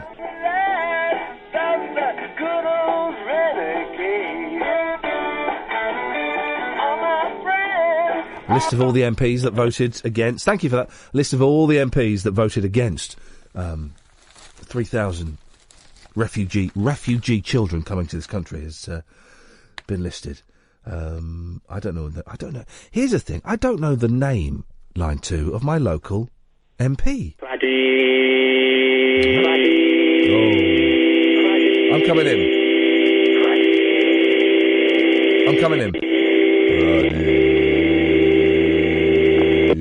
Thank you very much indeed. There we go. 08444991000. If you've never heard this before, what if that doctor's still listening? If you've never heard this hour of the show, this is how it tends to work at the moment. We sit here and we talk stuff, and people phone in and do that stuff. Nigel Evans, Michael Fabricant, the man with the hair. Who was that? Hang on a minute. Minister. What is he for? Police, I think is his name. Mike Henning. What was his name? Mike Denning. I wonder how Mike Denning voted. Let's have a little look. Maybe he doesn't exist. Maybe he didn't vote. Is that his name? Let me just go to line 1. Line 1, you're on the wireless. Hello, Ian. How are you doing? I'm doing terribly, to be honest, today, but never mind. Yeah, I've been listening. You sound really bunged up. I'm bunged up and I've got terrible indigestion. I'm joking about it, but it really hurts and it means I can't speak properly, and speaking is my job. It's my job. That's all I've got to do is be able to speak properly. And I can't do it, and I've had a really crappy day as well. Have you? Yeah. It's Monday. Yeah. That's what Mondays are for, aren't they? You sound better today, though, apart from your cold. I was a bit concerned about you last week. You seemed a bit all over the place. Did I? Yeah. Well, sometimes we are. Were you? I think I'm more all over the place today than I was. I don't really remember what last week. What happened? Oh, well, I don't know, but I mean, I listened in and I just couldn't get head and the tail of it. I was like, I don't understand. Oh, blimey. I don't understand what's going on. No, but those are sometimes the best shows. Oh, yeah. Well, yeah. You disagree. Yeah, okay. Well. Okay. I like the way... I'll take your word for it, love. Yeah, go on. I like the way you were going on about the puddle thing. Yeah. I mean, have they got nothing better to do? Really? Have these, like the police and the people writing in about... I'm phoning in agreement, by the way. Yeah. Because I can't believe that would actually get in the newspaper. It's nothing. Well, we've all done it, and we've all been splashed and gone, "Oh, you absolute thanks, guys." And that's what happens. That just happens from time to time. It does, and it's comical. Yeah, of course but it I mean, is. the woman who said, "Oh, well, I thought, I better get footage of it." What's wrong? How boring must her life be? I know Zora, and she sniffed a story. She sniffed a story and a chance for the big time. Well, she needs to just be sniffing somewhere else because that is no big time story. No, it's rubbish, isn't it? What next? Kids knock cricket ball through old lady's window. We have to arrest these clowns. I know. Do you know what? It's quite frightening, really, because you can't do anything. It's like it's just gone mental, hasn't it? I'm going to keep on doing things. Hey, the Wi-Fi. Well, I do. The Wi-Fi's just gone down. Can you believe that? Your what? The Wi-Fi's gone down. This place is held together by bubblegum and string. Yeah, well, apparently you couldn't get Periscope the other week, could you? Or last week? No, and it's just crashed now as well. But which is not the end of the world, but well. Yeah, bugger. Well, you'll get people all moaning about it, won't you? Yeah. Saying, where's Periscope? Like it's your fault. Never mind. How are you doing? You all right? Yeah, I'm okay. I'm slowly... I've been on a really long downer, but I think I'm gradually creeping up now. Yeah, I think I've been doing an awful lot of artwork because I'm an artist, and I've been doing a lot of that, which, yeah, I suppose it does help. But yeah, I mean, when normally I can't do anything, but that's quite a good thing. What do you do when you're really, really bad? Is there something that you do that makes you feel? I lie in bed and cry and wish the world would stop. That's what I do when I'm really bad. I can't. And I can't. And that's it, really. Yeah. See, I suppose that means those around you let you do it, though. Yeah. Yes. I am lucky enough that I get that indulgence, if you can call it. Yeah. See, I wouldn't get that. I mean, if I don't answer my phone, my daughter's like at the door. Well, you know, she wouldn't. Yeah, I know what you mean. But I mean, she cares. Oh, yeah, I know that. And also I've got my boy that still lives at home with me. Yeah. And I couldn't, you know, but yeah, I know how you feel, and I'd like to also be able to do that at times. But I just want to have a quick word about the doctors thing. I hear that you're behind them. Yes. Yes, as I am. But I also feel... I don't know whether the striking is the right thing to do. My granddaughter had leukemia. Yeah. And she's fine now. She's had like 2.5 years of treatment, and she's fine now. But I remember whenever she used to go in, the thing is, whenever she had a temperature, she had to be in the hospital within an hour. Yeah. Yeah. So... more often than not, it would happen on a Friday, and we'd go up there and the hospital would be dead. Yeah. And it was really difficult to get a doctor to come and see her then. Do you know what I mean? And I just feel... Yeah. She's all right now, though. She's great now. So it worked? Yeah, she's at school. Yeah, I know, and I have the utmost respect and admiration for medical people. I really do. But in the same way, it worries me if these doctors are out tomorrow. What if there's a little kid in there that needs a doctor? But the doctors will be in. They'll be consultants. Oh, right. So there'll still be emergency. There'll still be emergency. You can still go to A&E if you need to. Right, okay, yeah, but the doctors, like the junior doctors, are normally on the wards, aren't they? I don't really know the setup of the hospital, but what else? The thing is, listen, I don't know the ins and outs of it. The technical stuff I find a little bit complicated. But what else are they supposed to do?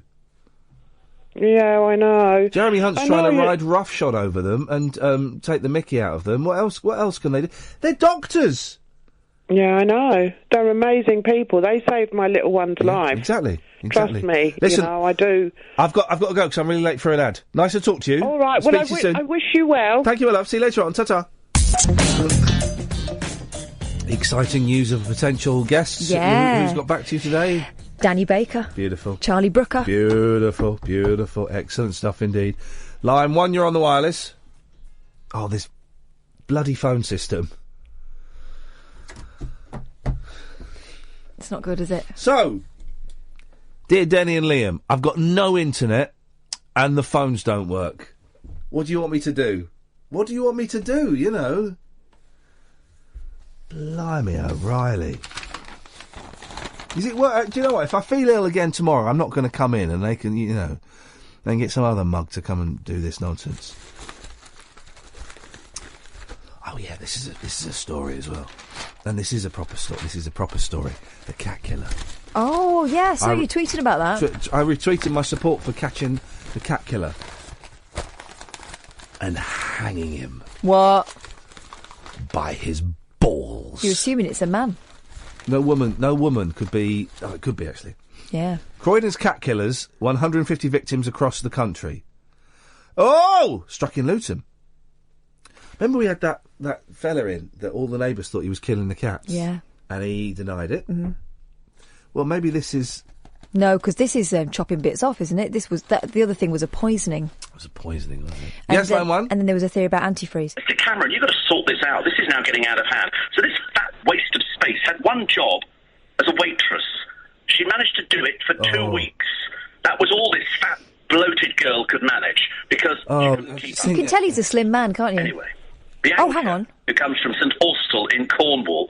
She says that I was devastated when I got fired. I didn't see it coming and never thought my weight would cost me my job. It's because you're bloody useless, that's why, dear. Oh, dear. Stop making excuses. Got nothing to do with your weight. It's you. It's you. Anyway, she says here, she wears size 30 clothes, and... But the thing is, I can't listen to any more of that bile and poison from that hideous gentleman. He's a big man himself. He's a fat man. I've seen pictures. He talks about it as well. When did it become acceptable to do a radio show where the primary act is calling out large women and saying they're ugly and fat, body shaming? I believe is the phrase. I don't particularly like that phrase actually, but it's a handy little thing. But that's the act. So I want this show to be a little bit nicer than that. Line 2. Hello. Hello, line 2. Hello. I was calling up a few moments ago to make a joke about the quality of your lines. Oh, yeah? Oh. Yeah. I was going to say that in your computer systems and your phone lines aren't reliable, are they? That's correct.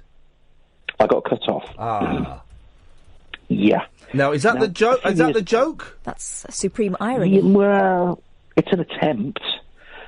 No, but 15 years ago, I was still using an Amiga online. Yeah. An Amiga. Yeah. Yeah.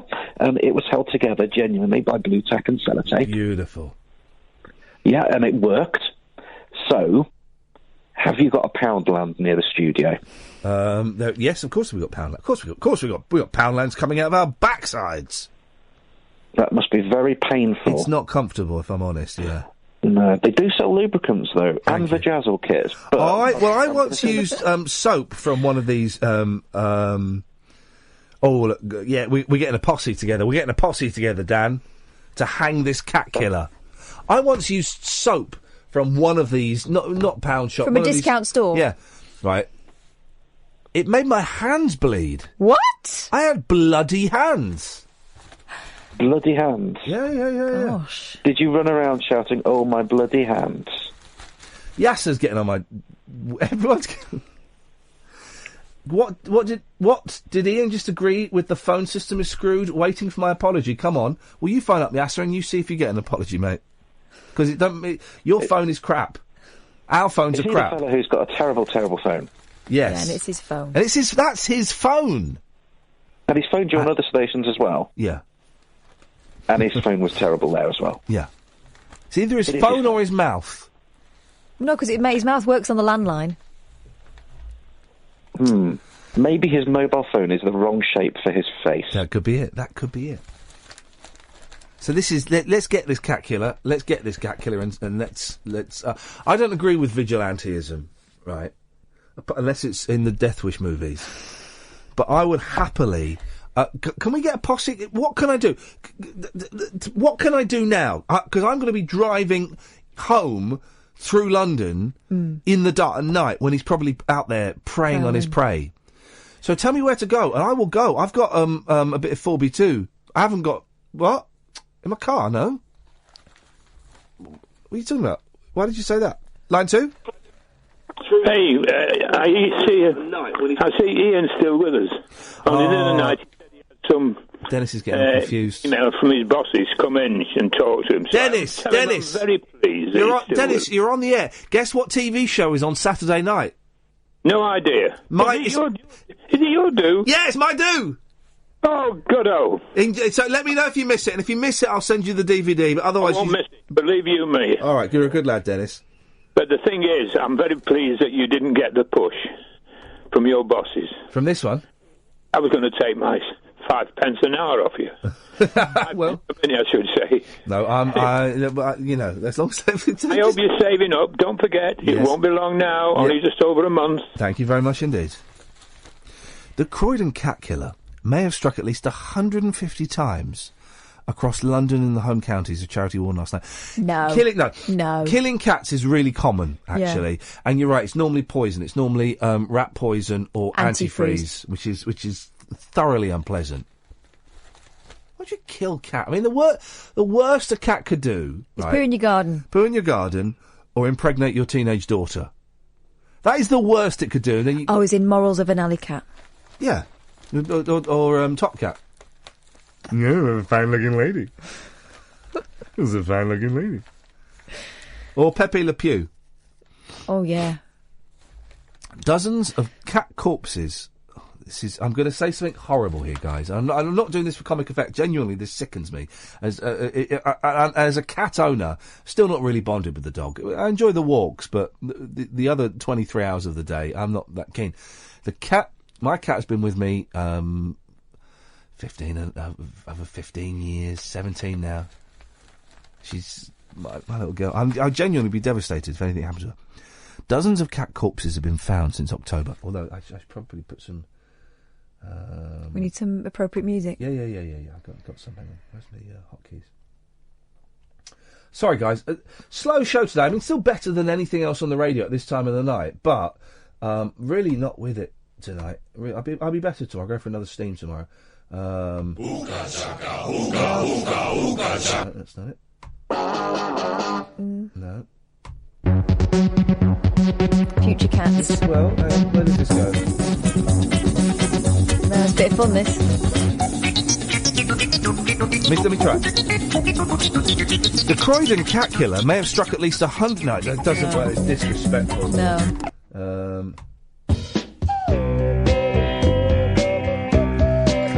We're getting there. We're going to just... Baby! Yeah. Bring it. No. Oh, hang on. No, that's too much. No, because that. Here we go. Got it. Here we go. I'm 18, she's 30, does that make me dirty? All the cats appear to have been hit with a blunt weapon. I'm not even going to read that because it actually goes into quite graphic detail. Oh, sweet. Gee. He's dismembering them, isn't he? Well, I just said I'm not going to read it out. All right. He's doing worse than that, actually. No, he's not. No, he's not. No, he's not. Could you do me a favour? I'm going to do a joke just for Kath. Could you turn Catherine's microphone off? And both her microphones off. Go on. Microphones are on now. I hate you when you say that. Then why are you laughing? I kind of love it at the same time. No, he's doing a lot of horrible things are being done to these poor cats. Most killings take place at night, and some of the mutilated bodies have been left on doorsteps. Foxes, rabbits, and birds have also been killed. Not bothered about them, actually. That was an unnecessary addition to the story. No, but that's all. I've read the John Ronson books. That's all the hallmarks of a junior psychopath, isn't it? Well, the fact that he's done so many cats, I don't know. I would have thought he's found his niche. Experts believe the killings are the work of one man dubbed the Croydon Cat Ripper or Croydon Cat Killer because the early attacks took place in the London Borough. I believe it struck in Surrey, Hampshire, Bedfordshire and Kent. I don't believe he's going all South Norwood Animal Rescue and Liberty, Snarl. Snarl, assemble! People still think, as Snarl say, people still think it's only happening in Croydon. It's not. We've had attacks from Luton all the way down to Frimley. The details are disgusting. I mean, just... for crying out loud. Right. What can I do to help? How do we help? How do we stop this? Tell him to pack it in. He's probably listening now. No, don't. Oh, don't say that. No, you're not. Now you're not being serious. I am being serious. Tell him to pack it in. He's probably listening now. On his way to murder another cat. I never said that. I don't want to be the radio... Might be on his way back. Listen, I know we're desperate for listeners, but I don't want to be the radio show of choice for a deviant. Listen, I've seen Midnight Caller. Those people are all out there listening. You can change the world with this microphone. 0844 499 1000. How do we catch this pervert? And I don't, I'm not vigilantism, but honestly, well, I'm going to say something I never thought I'd say. I'll give him a good kick, I would. Here we go. We got a text. What's the text number? 87222, 25 pence plus your network rate. Iain, try Andrew's health salts. Okay. Instant burp. It don't work. I've tried that. It don't work. But then his diagnoses, his summary of the situation, our anonymous friend, is correct. Sounds like you may be swallowing air when clearing throat with indigestion from acid increase. Absolutely spot on. Yeah, you're a gulper. But how do I stop gulping? I don't want to read any more of that. That's Stop horrible. to gulp. That's horrible. I tell you the biggest... Tell us a jolly story. I will do. British Home Stores has closed down. Oh, no, that's not jolly. No, it's not jolly. Where am I going to get my candelabra from now? I mean, I'm surprised it's still going. We had this the other day. I'm surprised BHS is still going. I think it might have been our fault. Well, it's the curse. The government has said, if you've got a voucher, you should use it immediately out of loyalty to the company. Well, no, I'm going to use it before they go completely bust, and it's only worth half its value. But imagine, though, who would give you a voucher for British Home Stores? Who gives anyone vouchers anyway now? You get cards now, don't you? Yeah. You get cards. Yeah. You don't get the old... paper voucher. Can I have £25, and if I could have that in 2 tens and a 5, yeah. please? When I used to work at Dotty Choose Peas, a card, yeah. Dorothy Perkins, we used to sell them like that. Yeah. Used to, yeah. Can you still get book token? What is a book token? No, you get them on a card now. Everything's on a card. Yeah. And do you know why you can't that tell is? how many you've got sometimes. Yeah, do you know why that is? It's so they can track us and check which books we've bought. 50 Shades of Grey. Yeah. They know you're a pervert. Oh! So David Icke cancelled for the second time. I know, I get the distinct feeling he doesn't want to talk to us. Let me do it. Go on. It sounds like there's a conspiracy. Oh. Yeah, you see what I've done there? Because he talks about conspiracy theories, and I've said the word conspiracy in a sentence whilst discussing him. That showed him. If someone copies the cat murderers, are they a copycat killer? No, they're a copycat cat killer. Get it right, please, Wizzy Kicks. So David Icke's cancelled again. 0844 499 1000, although I suspect no one can be bothered to call us. He's had a word with them all. That everybody is staying still so they don't have an accident, because the mainstream media is telling everybody that emergency services are out when they're not. So have they given us another date for Ike? No, because I said, forget it. No, why did you say that? Well, I've not said it to them. I said, oh, that's a shame, and they never got back to me. No, don't say... But in my head, I thought, forget it then. No, don't think that. I want to talk to Second time. him. Yeah. And he keeps spacing it out every 2 weeks, so I take 2 weeks, and I'm thinking, it's going to happen. I look forward to it for 2 weeks, and then he lets me down. I just don't know if I can take the disappointment again. But what harm does it do us that he cancelled? Doesn't do me any harm. Stops us booking someone else. We had Emma Pollock on tonight. Yeah, so we've got a whole tomorrow instead. Who I'm genuinely pop star crush. Genuine. Anyway, that's by the by. It's a little thing. But she sings what I think. No, don't chase him. I want him. And then we have the awkward interview. David, can I ask, why did you think it was acceptable to cancel us twice? He might be ill. But, can I be honest? I'll be honest. Yeah. Sensing a messer. Yes, David Icke, he thinks Chris Christopherson is a shape-changing lizard. If this is my only opportunity to ask him what his beef is with the man who wrote Help Me Make It Through the Night, and me and Bobby McGee. I'll ask him. Me and Bobby McGee. Just get him back on. I'll try. Oh, you'll say yes again. Fine. And we know what's going to happen. We don't know what's going to happen. All right, shake on it. I bet he won't catch it. I bet he will. What are we putting on it? Interesting. Power game there. I've never noticed this about you. Shake my hand. I've got a firm handshake. No, look. Your hand's underneath, and you've done that, and my hand's on top. That's implying your wrist is going to snap. This is my right arm. I've got a very strong wrist there. I was a teenage boy once. Your hand... Oh, was it that? Oh. Well, of course it was, unless I wanted to pretend it was someone else. Oh. Anyway. Or I'd no, I don't know. The hand.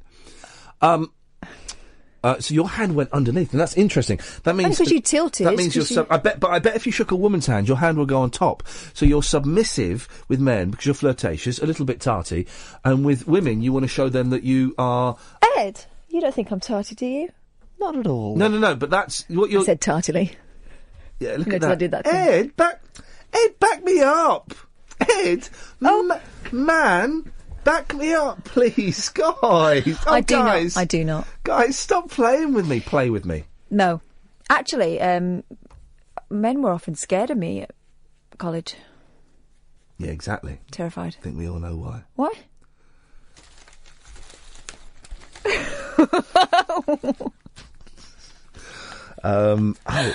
Okay. Go on. Here's a fun story.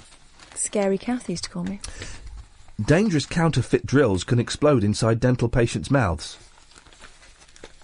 I've really struggled to find the lighter... Oh, I tell you what... This is all horrible. I know, hang on a minute. Let me find the Sun. I'll find you a good story. I'll find you a funny story. You better.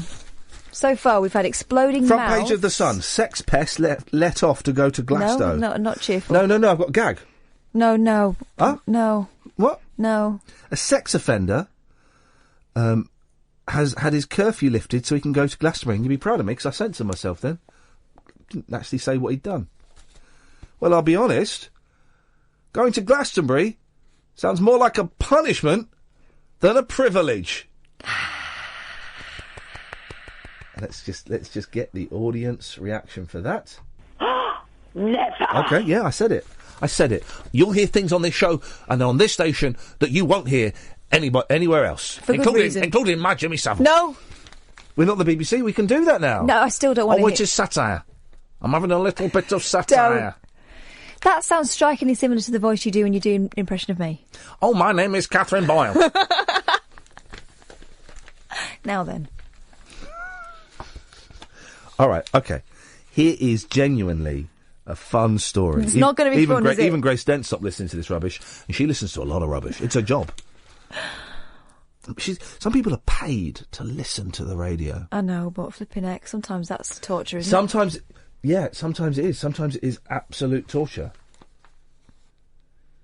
Go on, tell me a funny story then. No, I'm just suspicious. Every time I get a new follower, are they a real person? Now, there's a great British... Have we done this break, Ed? Oh, let's do the break then. Is it a contractual... 0844 499 1000, by the way, if you want to give us a call now, straight to her. Is it a contractual obligation, Catherine's here, Hi, of this station that Lembit Opik has to be on at least twice a week? I believe it must be. Flipping There's no other explanation. I've been in that man's house and he's cooked me food. Did he have a plug-in? Plug-in what? Harpic plug-in, a Glade plug-in.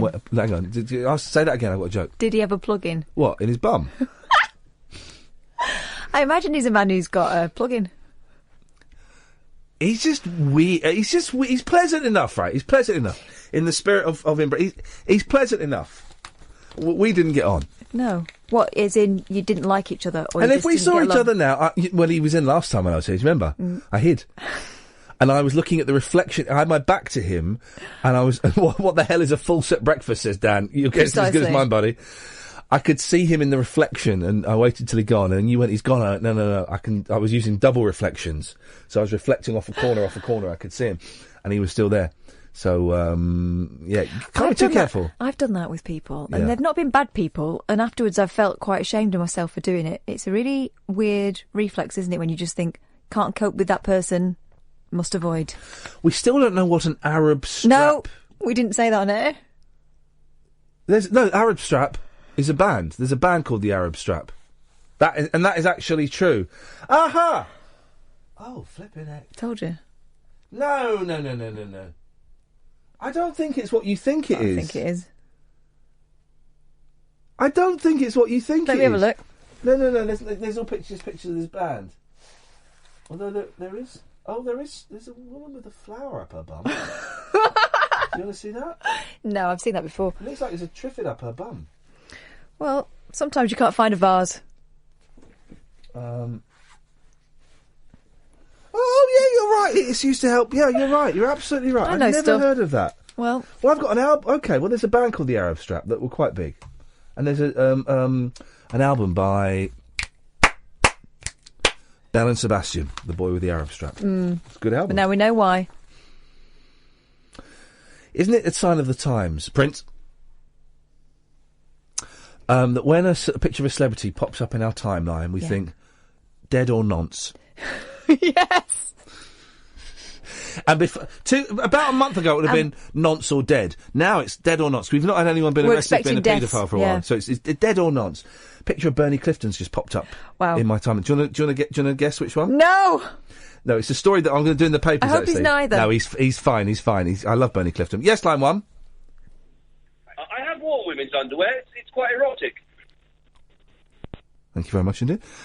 My sister's just treated the story that I was going to say. I love Bernie Clifton. Remember we listened to him doing a local BBC radio show? Yeah. And you hated it, and I thought it was brilliant. I was laughing. I think he's so funny. I met him. He was on the same bill of Swap Shop the day that I went to see it as with Sarah Brightman, who I couldn't approach for an autograph because I just thought she was so beautiful. I was 8 years old. And the Carpenters. I've seen the Carpenters. Gosh. Anyway, Bernie, for those who don't know... Gonna sneeze? He went on The Voice. Oh, yeah? Yeah. They didn't turn for him. I'd turn for Bernie. I know you would. Is this cheating? Right. When we saw a fella doing the marathon, there were 2 of them. And one, it was like a little Irish leprechaun giving a fella a lift on his shoulders. A backie? Yeah. That doesn't seem fair to me. Do I spoil this for you? It was funny, because I could see why he wasn't running. His legs were obviously useless. They were just, like, flopping all over the place. So he couldn't run it. It just felt bad for the wee Irish fella. Yeah. Not fair, is it? Give him a backie. But that's okay, is it? Is that allowed? Maybe his legs are... I think as long as it's just leprechauns, yeah. Good. Anyone else, that's cheating. Veteran comic Bernie Clifton is fuming. Oh, why? He's fuming. Oh, why? Oh, here we go. Andy's got a good idea. Sorry, we're all over the shop. Now you guys want to play, huh? With the last 11 minutes of the show. Andy Whittles says, how to catch the cat killer. Maybe dress up like a cat. He get excited about his biggest kill. Then you could attack him. Boom. Iain Lee 1, Rapey Catman 0. What if it goes wrong, though? Exactly. And you know which one of us in this partnership would get to be the cat? Yeah, you'd have to be. And I would be in the background with a big, giant butterfly net. What if it's another cat doing it? Cats are cleverer than we think. What if it's a wolf? In sheep's clothing? No. Well. So everyone's looking for a sheep, but actually it's a wolf. Brilliant disguise. Brilliant disguise. Julie is sending me a tweet saying, I am a real person. Okay, Julie, that's... As long as you know that. Gosh, and judging by her picture, yeah, she is. Veteran comic Bernie Clifton, who I think is brilliant. Him, I just think he's so funny. He used to do him and Pete. Here's a name you won't know because I'm an old man. Him, if you can't reminisce about Bernie Clifton and Peter Glaze at 11 minutes to 1 on late night radio, then when can you? Bernie Clifton and Peter Glaze were the Laurel and Hardy of our times. They would do little sketches at the end of Crackerjack. A Crackerjack? There we go. And they were hilarious. Anyway. No. The Laurel and Hardy of my time. Yeah. Clearly. Was the Laurel and Hardy cartoon? No, Cannon and Ball. I'll give you that. The Invisible Snooker Table sketch with Steve Davis. Don't remember any of the details, just remember them being on telly a lot. Or maybe it was Dennis Taylor. Either way, very, very funny. So they do the Invisible Snooker game with either Steve Taylor or Les Dennis. And they beat him. It's brilliant. It's flipping brilliant. They beat him. It's invisible. They've done it for like 100 quid. Right? I think I remember this. Did they put their glasses on upside down? Why not? It would have been Taylor. Why not? And they go, all right, well, we beat you. He goes, you beat me. Yeah, you beat me. I'll give you your money then. And they go, where's the money? Well, it's there. I've just put it down on the table. He's put invisible money down. He's got them at their own game. I see now from the impression that was definitely Steve Davis. Veteran comic Bernie Clifton. What's he fuming about? You've not revealed it yet. I'm thinking. I'm thinking. Do I say this sentence in my head out loud? It's in my head. Oh no. Get Clifton on the show. I want Clifton on this show. Okay. One of my favourite live albums is, and I love Emma. She was wrong. Live albums are brilliant. She was wrong on that one. And the best one is, I think it's either Love at the Greek or Hot August Night. Hot August Night. Neil Diamond, double LP. Hang on a second. Yes, line 2. Hello, sorry to bother you. That's a very polite. You interrupt. You lot interrupt whenever you want, anytime. No, just we're talking. Brilliant. I just wanted to ask. Fan question is just on my mind. What's your favourite Mott the Hoople song? I don't know any apart from. Did they do all the young dudes? Oh, I just remember though. I said the wrong. I said the wrong band for some reason. I meant Travelling Wilburys for some reason. I'm retired, but yeah, Travelling Wilburys. I'm so sorry. Is that Sam? Yes, Sam. That's absolutely brilliant. I don't think anyone has ever confused those two bands. Oh, well, it's all right. Oh, right. Well, it's all. I'm not finished. Right. If you got nothing to say, I got a name, the end of the line. That's it. It's called The End of the Line. Got there in the end. That's it. That's a brilliant song. That's it. That's all I want to say. What's your favourite one, Sam? I think, weirdly enough, the Wilbury Twist, even though it's one of those songs that's like meant to be a weird band for a 20-year-old something lad to be into. Yeah, I know. My dad is a massive Beatles fan, and from then, like, I just sort of followed George Harrison around, and that's it, really. Here's George Harrison. You've got to tread carefully, but there are some real gems out there. We were watching the Hey Jude video, weren't we, before the show? Go and watch the Hey Jude video on YouTube, right? And I love that video because I love the fact that there are 200 people that are so close to the Beatles. But also, the fella, as you're looking at Ringo Starr, there's a fella to the right, as you're looking at him, his left. The geek, he's like 15 years old. He's so geeky. Having the best time. With like thick NHS glasses. He is loving it. He can't believe he's got the best spot. And he's clapping, he's singing along to Hey Jude, he's out of time, and it's a joyous celebration of music. Oh, look at it, yeah. And then you've got Paul McCartney with this woman in white sitting virtually on his lap. Yeah. And he's clearly hating it. He's the first one to stop enjoying it. So have a look at that. I love that video. Get Clifton on. All right. Well, I was going somewhere. He was fuming about something you've not revealed. I was going somewhere. I want to know what his beef is. No, I was going to tell you something really interesting about me, and I've forgotten. You saw him at Cracker Jack. No, Swap Shop. Swap Shop. Peter Glaze, Bernie Clifton. Oh, what? Carpenters. Could someone... Sarah Brightman. Is there anyone listening to this? No, we've gone past that. I know, but that's where you were leading. No, I'd gone past that. Could someone on Twitter... What was the thing I was going to say?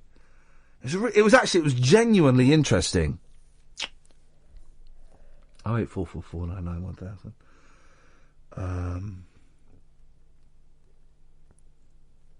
Something just popped up on my screen that's never popped up. Press the... If in doubt, press accept. That's not what my mum used to tell me. If in doubt, do nout. Just thought, where's the guy who...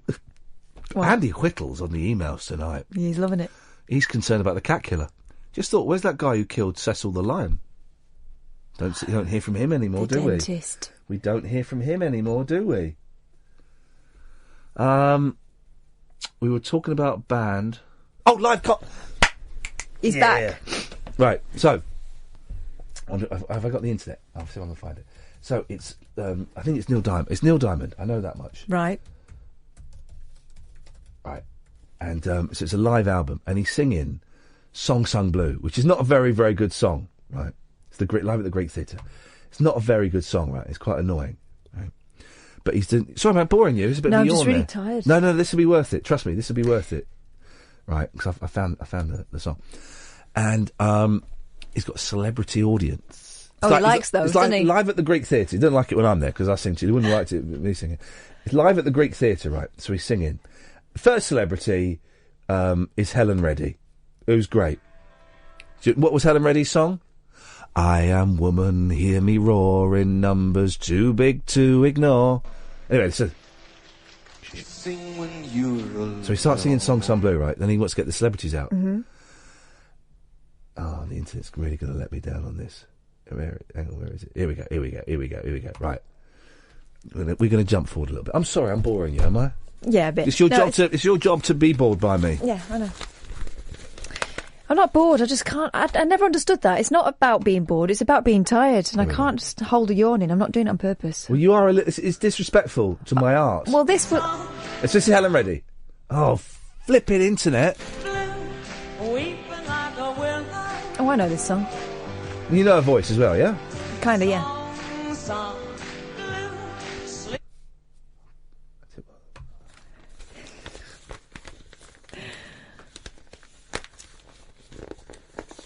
Is Bernie Clifton going to be in this? Bernie Clifton is not in it, right? But Henry Winkler is in the audience, right? Right. And this is at the peak of Happy Days, right? When he is one of the biggest stars in the world. Right? Helen Reddy. Here we go. Thank you for being. Here we go, listen. Crowd love it. But listen to this. Henry Winkler. Where are you? Henry Winkler comes up in a big cardigan, right? And he says the coolest line ever. The coolest... Neil Diamond says the coolest line. Henry comes up, he's embarrassed. He's a shy guy.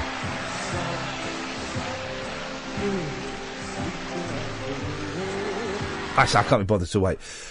Basically, he sings it normal, and Neil Diamond looks disappointed, and then he goes, I want the fans to sing this song, and then Fonzie sings it.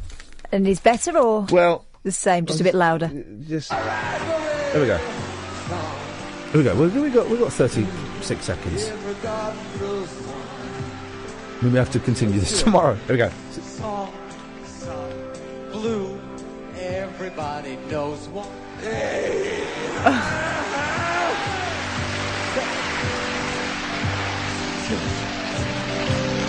Roger did. Do it, Roger did it. You know what you do? Will you do this for me? Do it like the Fonz would do it. How would the Fonz sing this song? Try it. We haven't got time. Oh. Just have to imagine it. Stop interrupting me. I never got to talk about Bernie Clifton either. Talk Radio. Join the Talk Nation. Pick up your phone and talk radio. We'll get you talking.